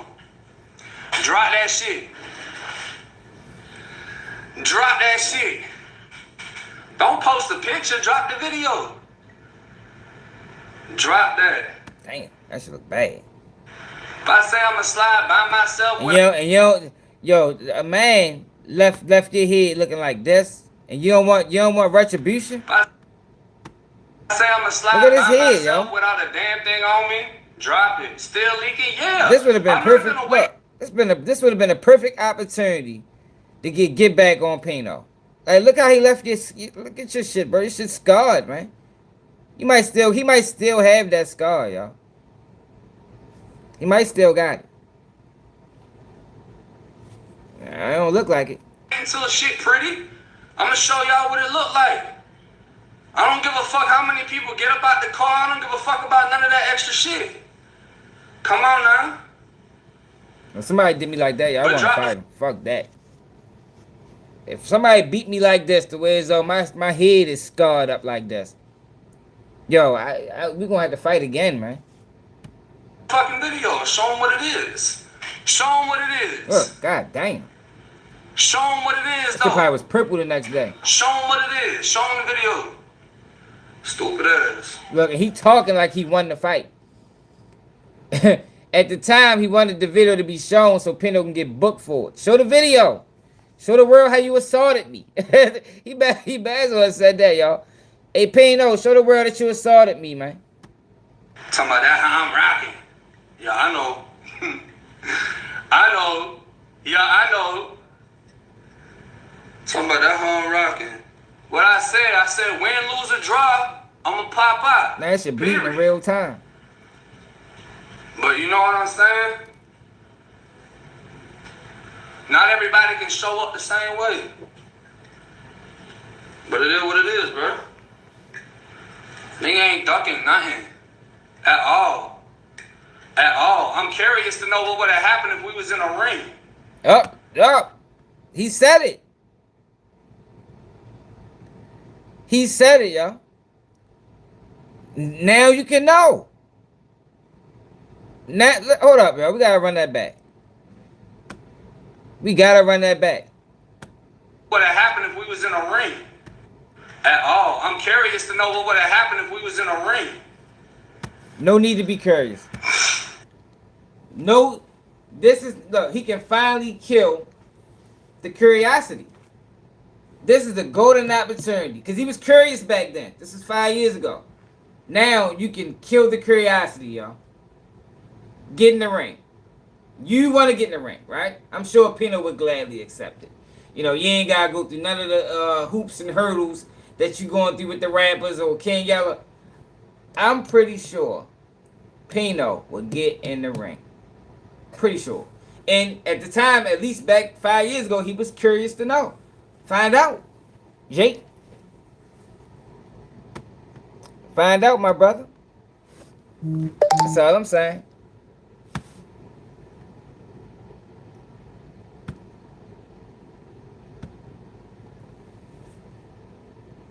Prison compound I've been to in the state of Florida, I've been to more than 5. So everyone I've been to, there are no white bloods on the compound. The Bloods make it a strict movement not to have any white people on the compound banging blood. It's just a strict movement. That's their laws and their codes. They don't want no white bloods on the compound. They clean it up.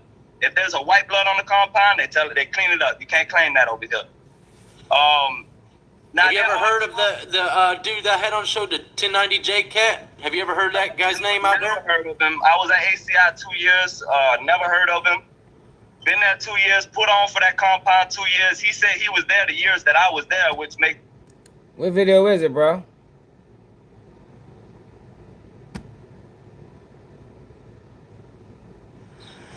I seen this one. You say you hear about it.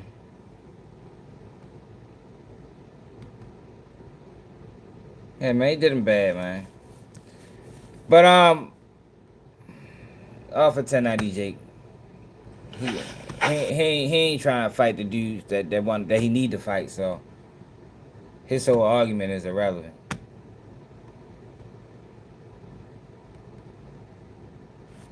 We watched that one, the 12-second one. So BG says it's not for Hot Boys anymore. Somebody got voted off the island. Who the fuck got voted off the Hot Boy Island, man? One move, you know what I'm saying? Like one move, you know what I'm saying? But for real though, like I ain't gonna lie though, like I got voted off the island, man. Dang. You hear me? You know what I'm saying? So, you know, if it do be a Hot Boy, you hear me? Like, it's gonna be Drake. You hear me? Yes, yo, but they can't have a Hot Boy reunion without TURK. I stand on that. Regardless of how niggas feel about TURK, yeah, man. But they can't have no reunion without him. Now I know TURK has been, moving a little, wild on the internet. Exposing family business and things like that. But he do have a point though when he talked about Juvenile. Where he said, yo, how y'all gonna be mad at me for starting a podcast, but Juvie and Fresh started a podcast and, ain't no issues. So I do understand points of TURK argument when it come down to BG and the Hot Boys and things like that. It's gonna be Drake. You know what I'm saying? Yeah, and that's just what it is. It was I don't think it is no reunion without TURK. You know what I'm saying? Just got lucky. You hear me? You know what I'm saying? Just got lucky. You dig, cause Lil Derek, you know what I'm saying, was wildin'. You know what I'm talking about? And, you know what I'm saying? But I ain't much going to all that. You hear me? You know what I'm saying? These motherfuckers acting like they motherfuckers. You know what I'm saying? Knowing, like, nigga know you shorted. You know what I'm saying? Like, bro, man, let me shut up, man. You hear me? Let me shut up, man. Like, y'all one move, you know what I'm saying? Man, like, what the f***, like, I'm talking about these, really, and I know it got a lot to do with the internet, and because it's psychological, you hear me? I didn't realize that too, like, and this internet be having more psychological. It's hard to listen to BG interviews. It is hard, like, BG is not a good interviewer at all. He said, I'm saying too much, and you know what I mean, and you dig, and like, he said after every single sentence. Like, you gotta start being able to produce a sentence without, using those terms. Man, you hear me? You know the things that do for some attention, and for some likes, and for some followers, and you know what I mean? Just trying to go viral, and, like, it just be like, man, I'm talking about to put it all on the line, man, like, and I'm just like, I'm like, damn, like, for real. You be seeing shit, you be like, man, it's crazy, man, what's wrong with this? Oh, man, why would she do that? Like, you know what I'm saying? Oh, man, like,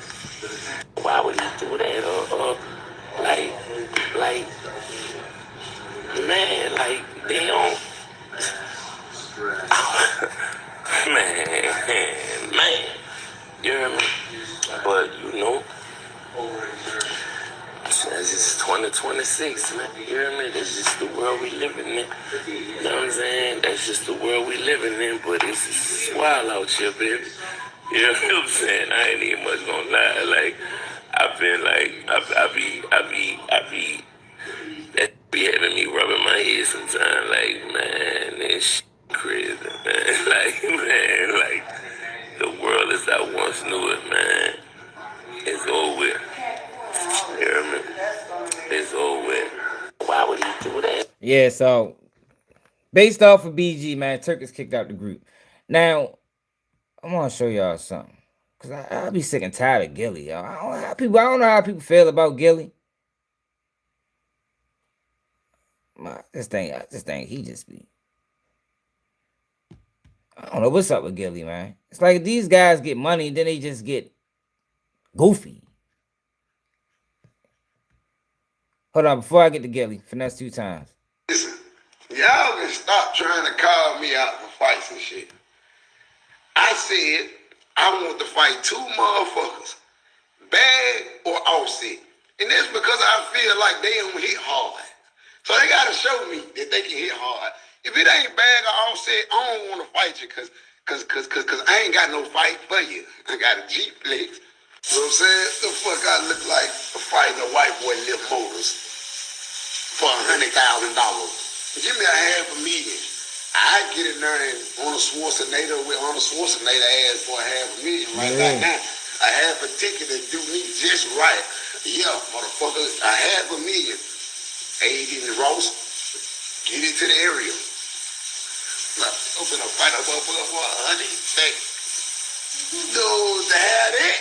No, that ain't worth that, boy. No. Listen, y'all can stop trying to call. All right, now Gilly.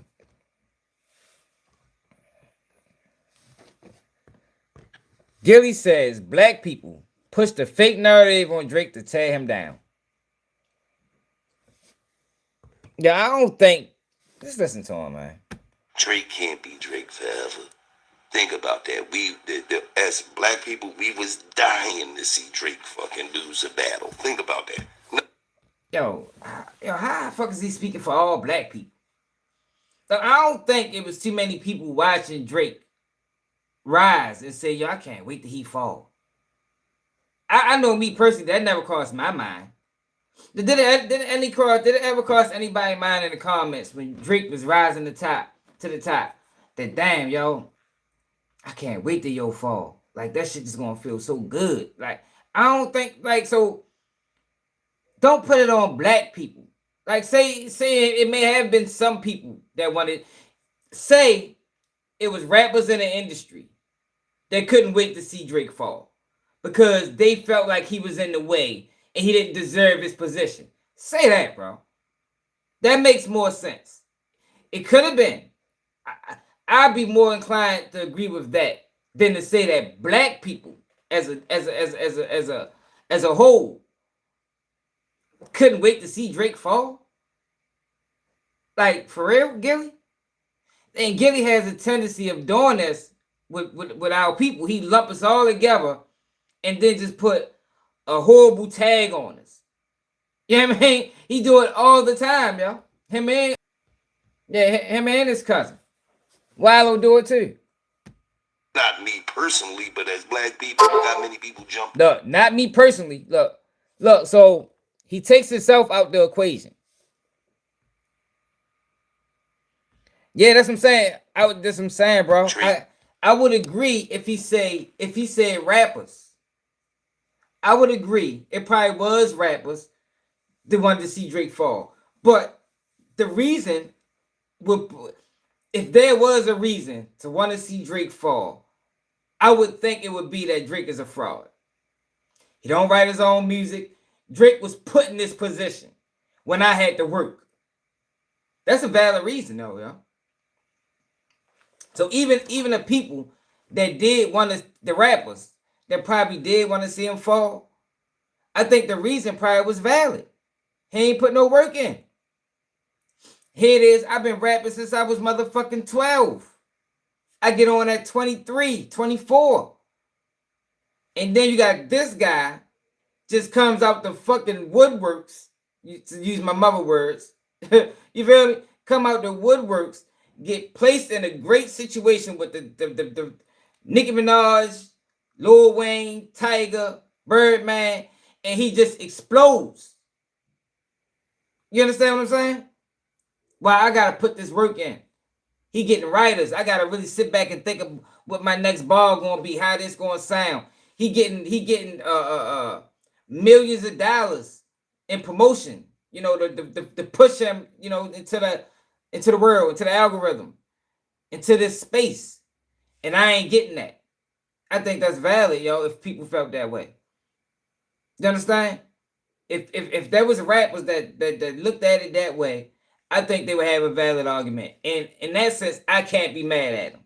Because I think if I was one of those rappers and I seen that shit, I would probably feel some type of way too. But to put it on black people, I don't think black people was thinking like that, yo. I don't think black people couldn't wait to see Drake fall, Gilly. And I think he was out of line for saying that.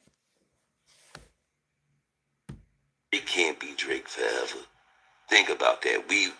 As black people, we was dying to see Drake fucking lose a battle. Think about that. Not me personally, but as black people, look how many people jumped on board.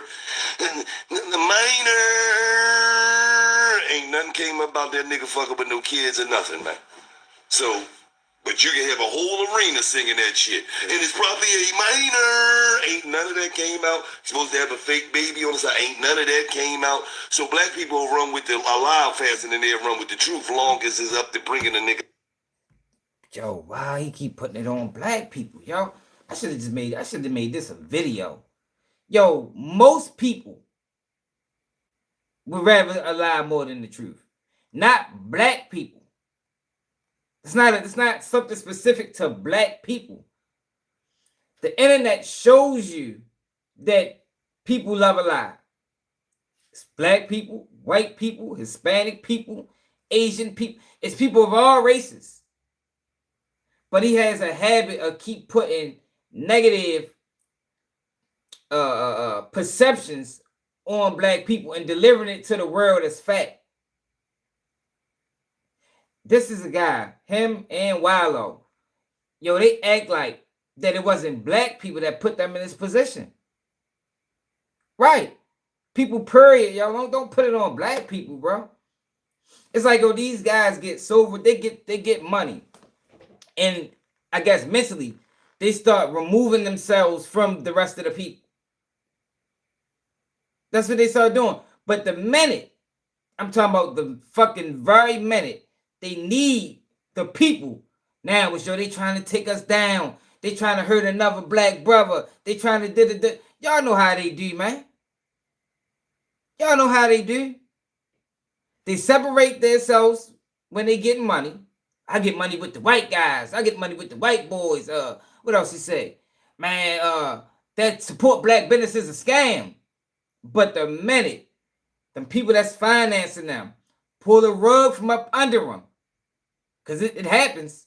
It might happen. Now it's, they trying to come at another black brother. No, nobody want to see the black man win. You feel me? Like, yo, come on, man. That's why I don't be fucking with these dudes, man. That's why I don't be fucking with them, man. What's up, Carl? Get down. And the last shit, you know, we don't play about shit like that. Like, so, you know what I mean? But that's just the reality of it, though. You know what I'm saying? Like, that's just the reality of it, motherfuckers. Put smut on your name, and if whether it's right, wrong, indifferent, it don't matter. It's people on social media love a beautiful lie. They love a beautiful lie. I could make up some shit right now, and it had no truth to it. Now we know I just did 2 whole videos about lies, people loving lies. But continue. It don't matter. Gilly said it. Gotta be somewhat true. Niggas don't give a fuck, man. So Drake can't be Drake forever. Right. Think about Drake created a situation in hip hop where niggas didn't like him. You know what I mean? He trying to fuck niggas girls and Drake did a lot of flaw, man. He did a lot of flaw. So even if it wasn't the reasons I said first when it came on the rappers, because I don't think the people cared one way or another. Black people, because remember he put this on black people. I don't think black people cared one way or another if Drake failed or succeeded. I don't think black people cared one way or another if Drake was on the top of the hip hop industry to the day he died. You understand? But when it come down to rappers and his peers and his counterparts, Drake was moving wild. He got on his high horse after he used these people, because he did use these people. I don't think it's the other way around. He used these rappers at their peak, to keep propping himself up, to keep this public perception of he was just like us going. And once he got there, he showed those people that I'm not like y'all. I don't really identify with this culture like that for real. Drake did think he was bigger than the program. I don't really identify with y'all like that for real. But at the time, I needed y'all. And I used y'all to propel myself. Yeah, y'all benefited from it too. Y'all benefited from the inflated numbers and the campaign, the millions of dollars pumped into making me a thing. Y'all did too. But ultimately, Drake benefited the most. And Gilly is very ignorant for saying that black people wanted to see Drake fail. Because I don't think black people gave a fuck if Drake failed or not. I'm gonna make that a video too, y'all. So look out for that on the upload tip. Y'all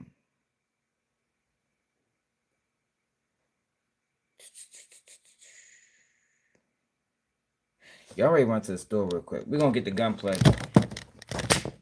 and Ray J.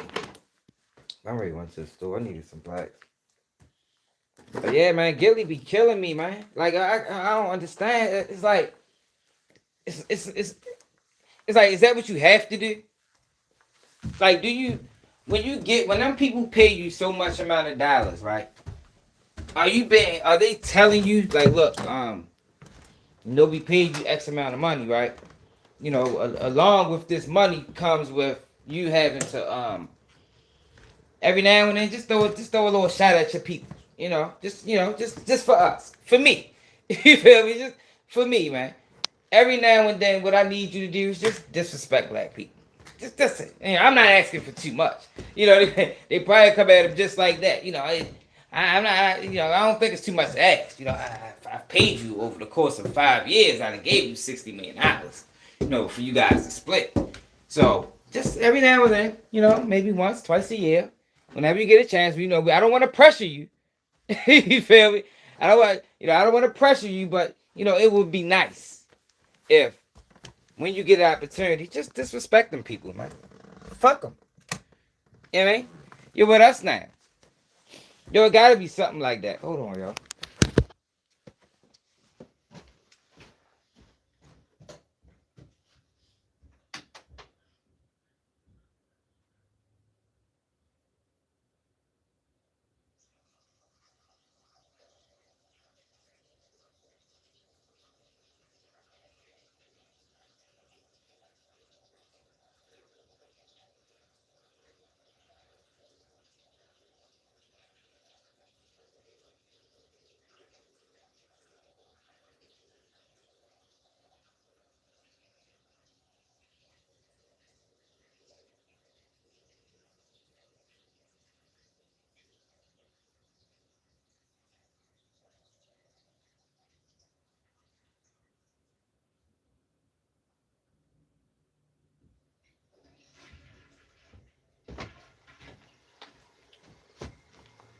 I just drank 2 bottles of water. But it has to be. I'm not geeking though. Like, do y'all? To me, it has to be something like that. Like, I refuse to believe that these guys are just doing that on their own free will. Now, some of them probably is, but I'm just saying they might just be giving them a little push. Just every now and then. Every now and then. Ain't nobody motherfucking, ain't nobody praying on Drake downfall, man. Yo, people like Drake music. People like Drake music, man. People supported Drake to win. So you mean to tell me people supported Drake to win, and then once he started winning, people ain't like it no more?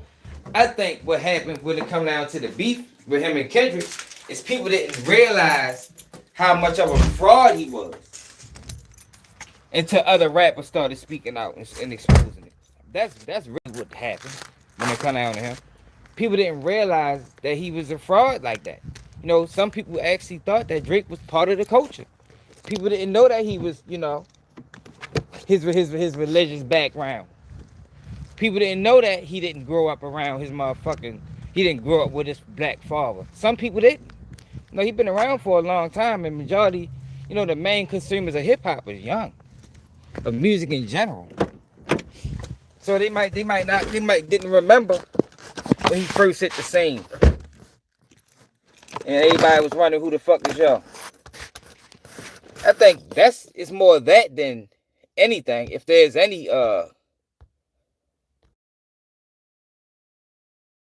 if there was any hate, it was more of that.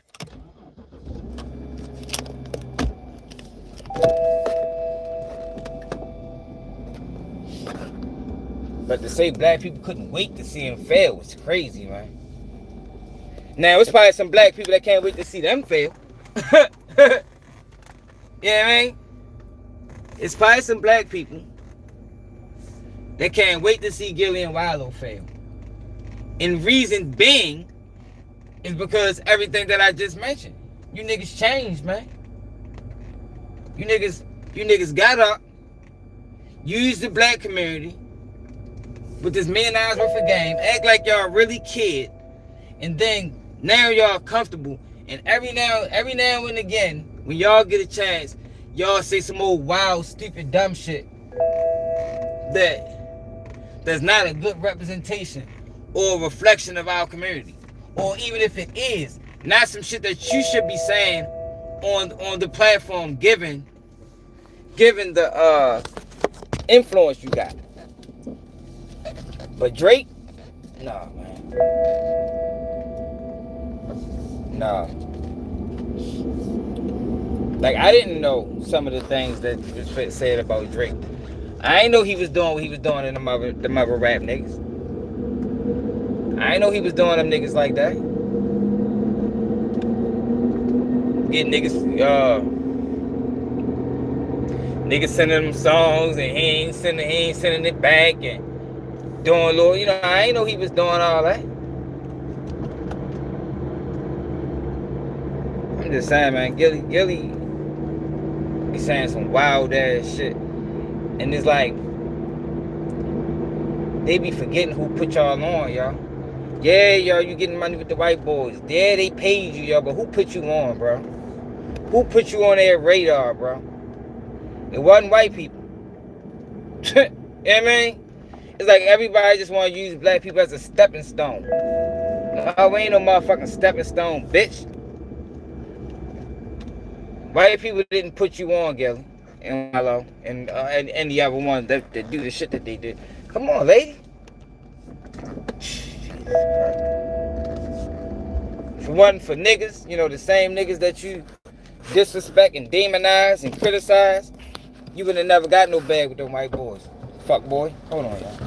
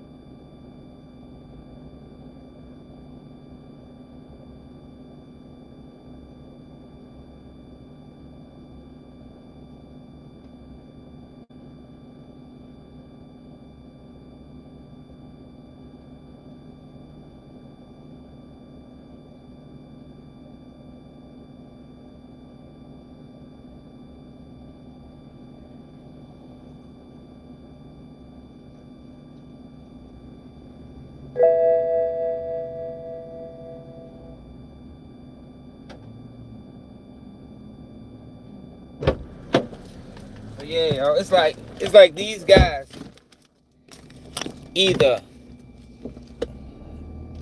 being paid or being what's the word, yo? I'm looking for being asked or being persuaded, you know, to say the things that they saying, or these people that's paying them have a serious ass vetting system. You know, they know how to spot fake, and they know how to phase real out to get to fake. It gotta be one or the other, yo. Either they're being coerced or persuaded or, you know, nudged to disrespect our people when they get a chance, or the people that's paying, they have a serious vetting process and they know how to spot real from fake. That's the only way. I can't see it no other way. They are much better than us when it comes down to spotting real from fake. You know, because a lot of times we get tricked. I done got tricked before, thinking somebody was real when they was fake. These people, nah, fuck no, they ain't never gonna get fooled.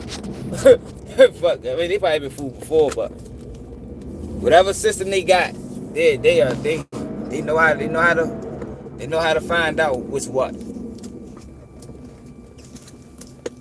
So I'm about sick of these people, right? I've been waiting for these motherfuckers to come outside all day, right? Because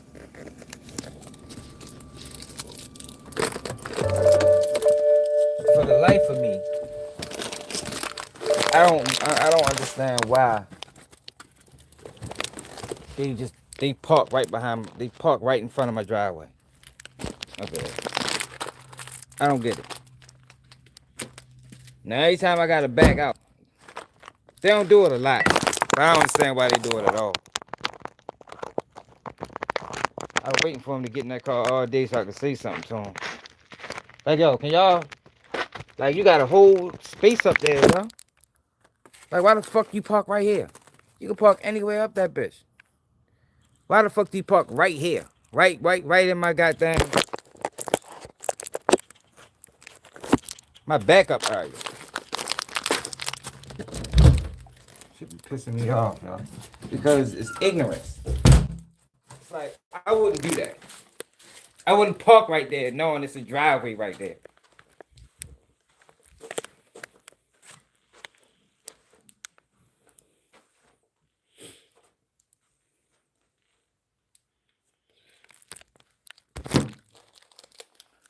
Yeah, what you mean disagree with what? A lot of people like Drake. I like Drake. I ain't dislike Drake. Now I didn't know all the flawness about Drake until, you know, the rap was turned on him. What's up, Turn?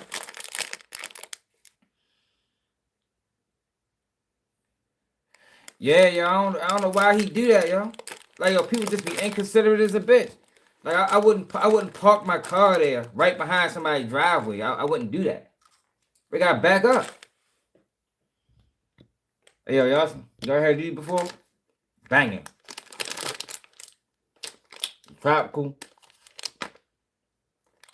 sunset. All right, Starbridge, I better send me a bag for that. All right, but Gunplay. Rick Ross.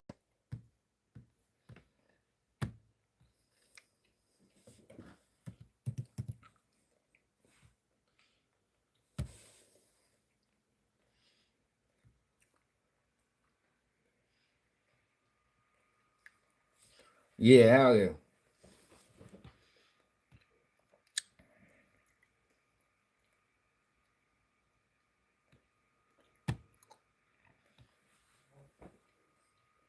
I say that to say this, right? And it's the MES3 TV. Stash show. Let me show I'm on the right video.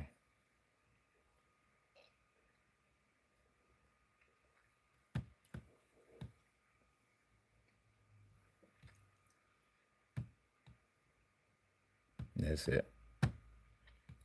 You already know what it is, man. This is Fred with the I Say That to Say This podcast, brought to you by M3S3. I appreciate you pulling up to check out this new episode. But listen, to help this channel grow, make sure you like, make sure you comment, and make sure you subscribe. And don't forget, the members get exclusive content. You already know. Hope you enjoy the show.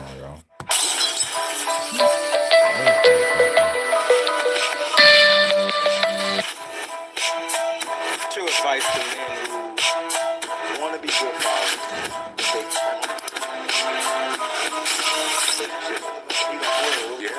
What's your advice to that, man? You can't see.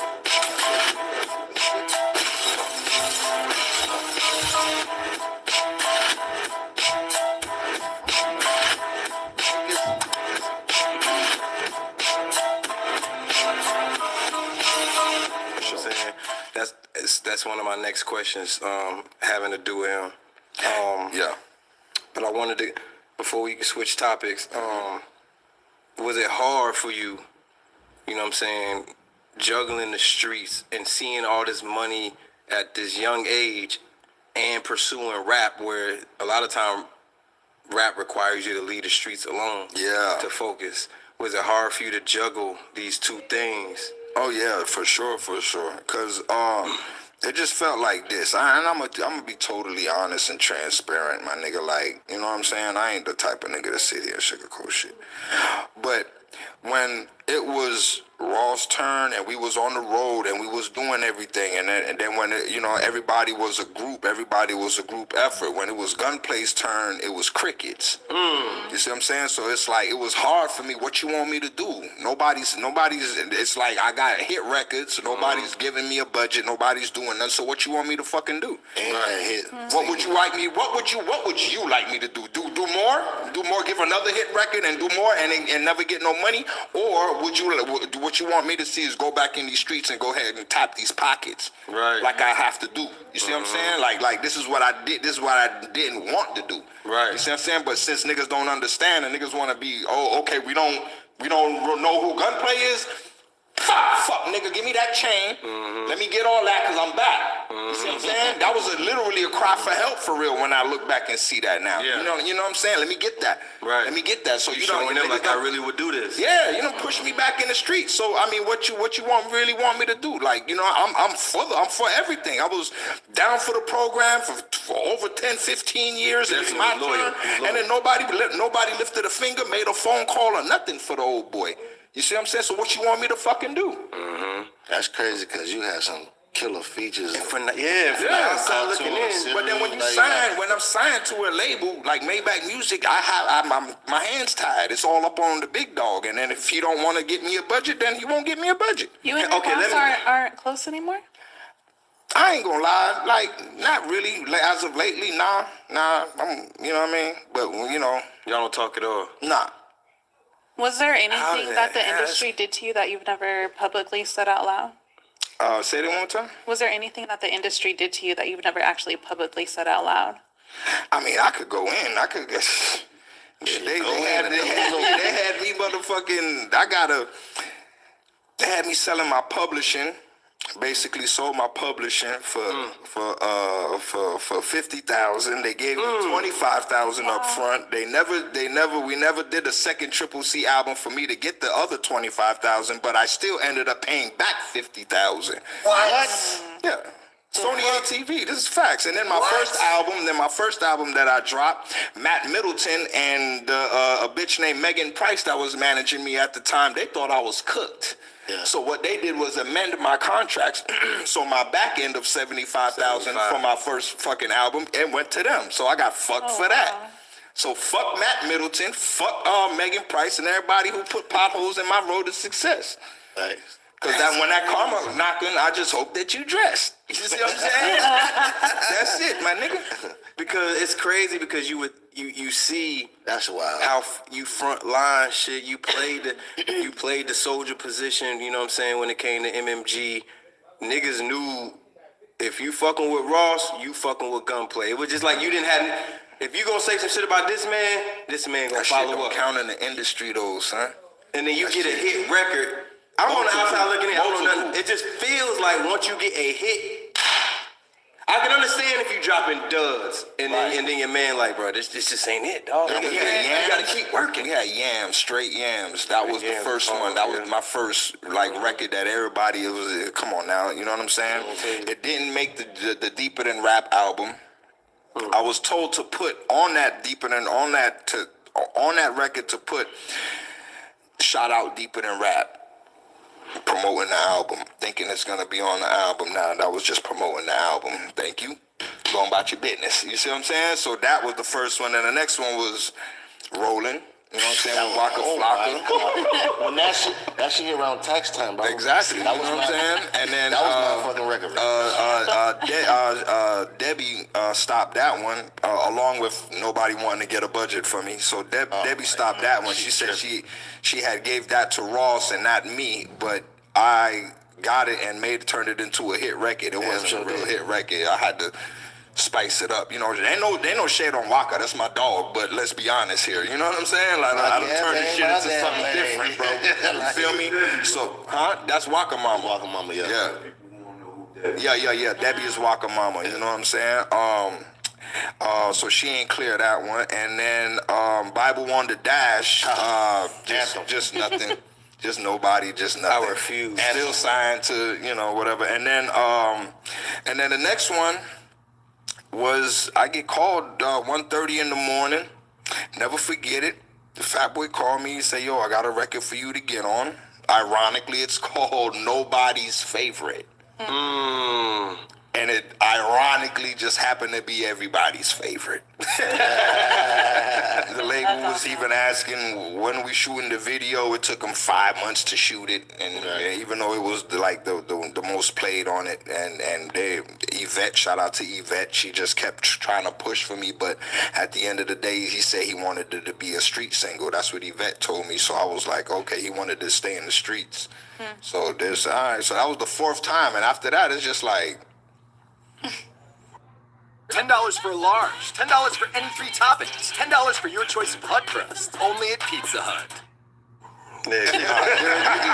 During that time when it was you, Ross, Meek, Wale, Stally, like, what do you remember most from that time working with all these guys? And all these guys. I'm gonna be honest again, dog. I hate being honest, dog. We be honest. That's why people love you. I just couldn't understand why I didn't get a deal. Why was I still on Def Jam and y'all was doing that, knowing I was in a day. That like button, y'all. Like knowing, you know what I'm saying? Thank you for saying that. So it's like I mean, we was all Now wondering. look, man, this is one of them situations. Yo, Rick Ross is fake. And the reason why I say Rick Ross is fake. Like, when Port of Miami came out, I was bumping Rick Ross just like everybody else. I stopped listening to Rick Ross and started looking at him crazy when he denied being a correctional officer. That was enough for me. Because why you lie about it? Yo, it's a job. And this is a younger me thinking like this. And I was still in the mix. No, it's a job, bro. If that's the job you did, that's the job you did, bro. If that's what you had to do to provide food for your family or for yourself, yo, it is what it is. I didn't see no reason for him to deny that. You understand? And then his reasoning being it was, the big homie wanted somebody in the inside. It's like, come on, bro. Like, goddamn, yo. Like, you just making this shit worse. So, I stopped fucking with y'all. But this is one of them situations where Rick Gunplay was expecting somebody fake to do something real. If you're expecting a fake person to do something real, yo, you're going to be waiting a very long time, man. I'm trying to tell you.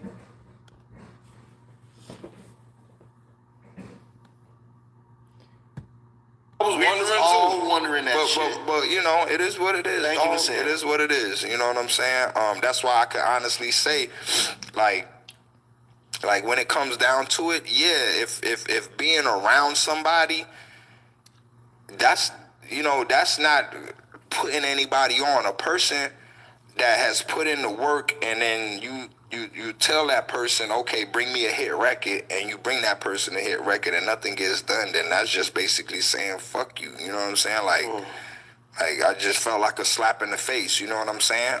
So that's why I just had to make my own way, my nigga, and just do it what I got and just keep it moving. So I feel like I put myself on, you know what I'm saying? I did that. I put in that work, you know what I'm saying? Like I had to get up and grind that shit out, and I ain't get no money from it. Yeah, bro. That shit was flawed as a bitch, yo. I couldn't fuck with that. If you're lie about something that small as a job, that's like denying you worked at McDonald's. I ain't never worked. That's like getting rich, and then it come out you worked at McDonald's. I ain't never worked at McDonald's, bro. It's a job, bro. Like, you gotta start somewhere. But the problem was he was selling this image of cocaine cowboy. You know what I mean? he was selling this image of drug smuggler, getting money, and he worked at. But even still at that rate, it's dirty COs. You know, it's motherfucking. There are people that sell. It's people that go to work and still sell drugs, bro. Like, you didn't have to deny working. I just thought, I just ain't like it. I just looked at him strange ever since then. It's a job, yo. If you hustling, I would rather you work. I think it's very smart if you selling drugs to also have a job. I think it's mandatory, to be honest. If you want to survive. I basically put myself on, you know what I'm saying? Fuck that. You voiced that shit to Ross ever, like, yo, what's going on? I mean, knowing of you, course, of course I did. But then they'll play ping pong. So, oh, Def Jam, it's on Def Jam, and then Def Jam said it's on Fat Boy, and then Fat Boy said something. I'm tired. Let me just go ahead on about my business, bro. Nobody want to do nothing. I'll just go ahead on and rob me something. Do what I do. do what I do best. Then fuck it. That's what y'all want me to do. Fuck it. Now, you gained a lot of niggas respect, man, back then when you 50 Cent and all them, his whole team tried to jump you and you stood tall. Men make moves. Sucker stand still. He did. Yo got his ass beat for them boys, man. For Rick Ross to respond like this. Listen to Rick Ross' response. Rick Ross responds to Gunplay.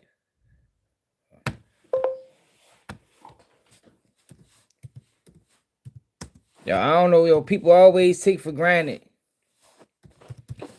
the guy that put their life on the line, man. It's almost like Cameron and Jim Jones. Jim Jones used to put his life on the line for Dipset. It's like, yo, these dudes don't even care, man.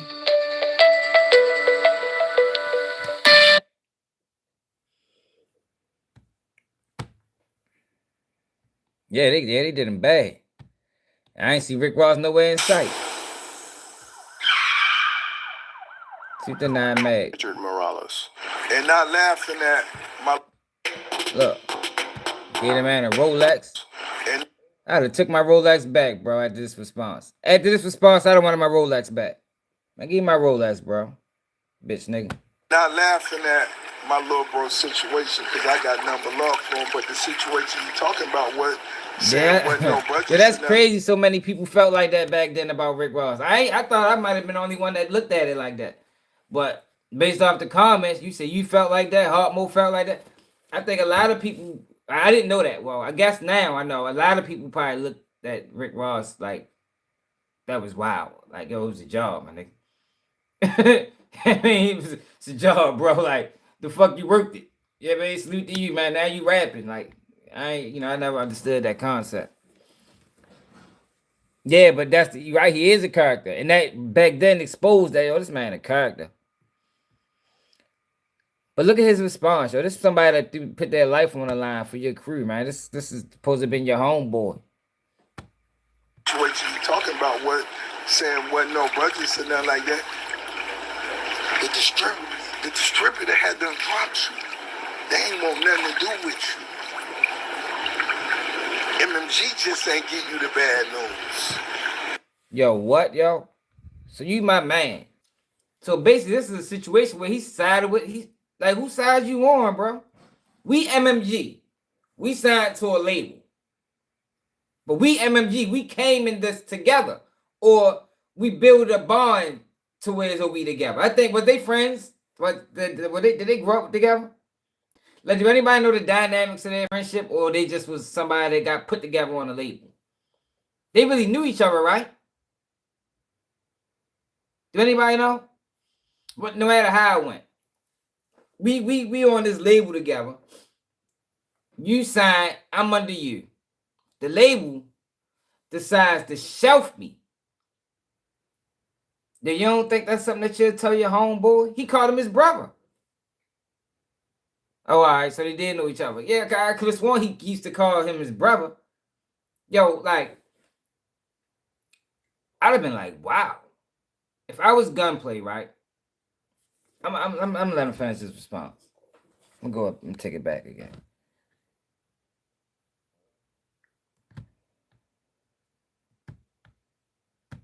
Love for him, but the situation you're talking about was, and not laughing at my little bro's situation, because I got nothing but love for him, but the situation you're talking about was saying wasn't no budgets and nothing like that. The distributor had them dropped you. They ain't want nothing to do with you. MMG just ain't give you the bad news. We told you just keep working, just keep grinding. Don't stop, don't quit. Yo, that's so basically the man. So basically, you had the man run it like, yo. Basically, what I'm getting from that is it was no similar to Diddy's situation with Diageo. It was no room to grow. If the label dropped them, which means the budget, if there is any, the budget is like not enough to take them nowhere. What is working hard going to get them? No matter how hard I work, I'm basically working for nothing. Do that make sense to people? If you my man, I'm on a label. The label tells you that, yo, we not fucking with y'all. You come back and just tell me, yo, keep working, keep grinding. But I'm still on the label. It's just no budget for me. Then, yo, what are we grinding for? Like Gunplay said, I agree. Y'all could have just went back to robbing. And I ain't saying that, robbing is a good thing. I'm just saying he said that I could have just went back to what I know. If there was no room for me to grow here, let me go and grow somewhere else. But he didn't know that because Rick Ross never fucking told him. That's crazy, man. That's how it go. When they don't want to spend no money on you, ain't no more budgets. You ain't have a manager or none of that. So they ain't tell you. And I ain't want to break your heart. Wow. I want you to keep hurting. I always say you don't break it for being on. Yo, that's crazy, y'all. Yo, that's what I'm saying. Like, his character is crazy, y'all. Ain't no way, y'all. If our friendship was on the cuffs, or we was trying to mend our friendship, before this, after this, our friendship is over. So you mean to tell me, yo, that y'all had a secret conversation about me, bro, and you ain't telling me, my nigga? But you my man, though. I'm out here risking my life. The beef with 50, the G Unit, that was with you and 50 Cent, my nigga. The beef that you had with Vlad, that was with you and Vlad. He wasn't coming after everybody else. That's crazy. And while I got all you in group text like this, because Rozay always get the word, make sure y'all plug in this South Beach Brew. This is Ricky Rozay, new beer company from right here, South Beach. It's right here. Right here. It only makes sense. This shit is the mother best. It's gonna be #1 just in a short time. So felt high. Just reflect and always remain appreciative of that work that niggas done put in for you. Done put in 20 years of hard working, and when you niggas meet a hoe, y'all start kissing on love and hip hop and throw the 20 years away, when niggas fall in love and say hoes lawyers and they don't be lawyers and they just, how you feeling now? That's how niggas feel, yeah. So I know how it go. I feel it. I feel you. That's crazy, y'all. Hey, that was still kissing that. Yo, come on, bro. This is horrible, yo. Who co-signing this? Is anybody who co-signs this response? This how you respond to your man, bro? You mad, ain't it, Dad? When you reflect and look in the mirror, damn, where I'm at. Yeah, ain't no pause buttons on life, man. You can't pause the hustle. Now get back in the streets. Yeah, like you said, get back in the streets and turn up. Let's go get it. I don't believe. Be sure to like, comment, and subscribe. Toast to the hustlers worldwide. Luke Belair, the finest bubbles. The world know about the car show. Y'all know the car show June 13th. Y'all know that's the biggest car bike event of the world. Slippery Soap sponsors, the biggest hustlers, the biggest entrepreneurs, the biggest money getters from around the world come together. Get your tickets. Man, you better be there this go round, and shout out all the big key holders and the big winners. Y'all know it. Place slander anything, and that go for all you boss. Anything, and that go for all you niggas in my DM. No place slander will be allowed in my DM. If there's anything negative about play, I'ma say it. You can't say it. Mind your business. Just couldn't wait. And make sure you drinking that South Beach. That's crazy. See, yo, I didn't know, like, you know, I'd be saving these things and not watching them because I like to give, like, my real honest reaction to the whole thing. But I had no idea that he responded that way. Like, I knew that he spoke about the budget. You know, but all that other stuff, talking about the girl and, you know, now you see how niggas feel, and I'm sure, you know, and Gunplay spoke about it more. I'm sure he didn't let down Rick Ross over the years. Yo, but I don't think it was nothing wrong with what he said. You know, even though it was in-house, he didn't go in on him. You feel me? He just said what it was. You know what I mean? And that's what it is. I think as a friend, as a homeboy, somebody that I've been 20 years in, you know, relationship 20 years in the making. If the label told me that, yo, there's no room in the budget for your homeboy, man. I know that's your guy, I know that's your man, I know he on it, he part of the team, but we ain't fucking with him, you know. I would have to tell him that, yo. I can't be around you every day seeing you working, because he's still working. I'm seeing you in the booth. Hours, maybe some days. Locked in. And no good and goddamn well, yo, you ain't getting no push from the label, bro. You doing this shit for nothing. You wasted years. You wasted years out of that man's life. Because like I said, how I would look at it is that, yo, who is your loyalty to? Is your loyalty to me or is it to the label? Because they paying you. You understand? Is money more important than our friendship? Obviously, based off Rick Ross' response. Yeah, for real. I think that's what I'm saying. But that's a good point. That's a good point. But because it goes back into what I said in the beginning. You waiting on a fake nigga to do some real shit. Right, well, he supposed to be a boss. Take this off my budget to get him right. Yeah, right. Yeah, Gunplay was front line for them boys, man. That man was front line for you, man, and you knew they wasn't fucking with him and ain't say nothing till now. To now? Like how many years ago this was? Like you ain't never say nothing. Like this ain't even a situation where he ain't say nothing when it was supposed to be said. Yo ain't never say nothing. Gunplay probably found this out the same day we did. Yeah, that's what I'm saying. I get that. You know, maybe it probably was a reason for. I'm not saying I ain't saying he didn't do it to himself. Gunplay probably was wilding. Label probably ain't really want no dealings with him. But for Rick Ross to know that And for him to not tell that to him, who's supposed to be his friend, yo, that's a violation. That's a violation. If I was Rick Ross' friend today and I heard that story, I'd probably be like, I got to back away from Shorty. That man, I might not cut him off, yo, but if we chilling twice a week, that shit gonna go down to probably once a month.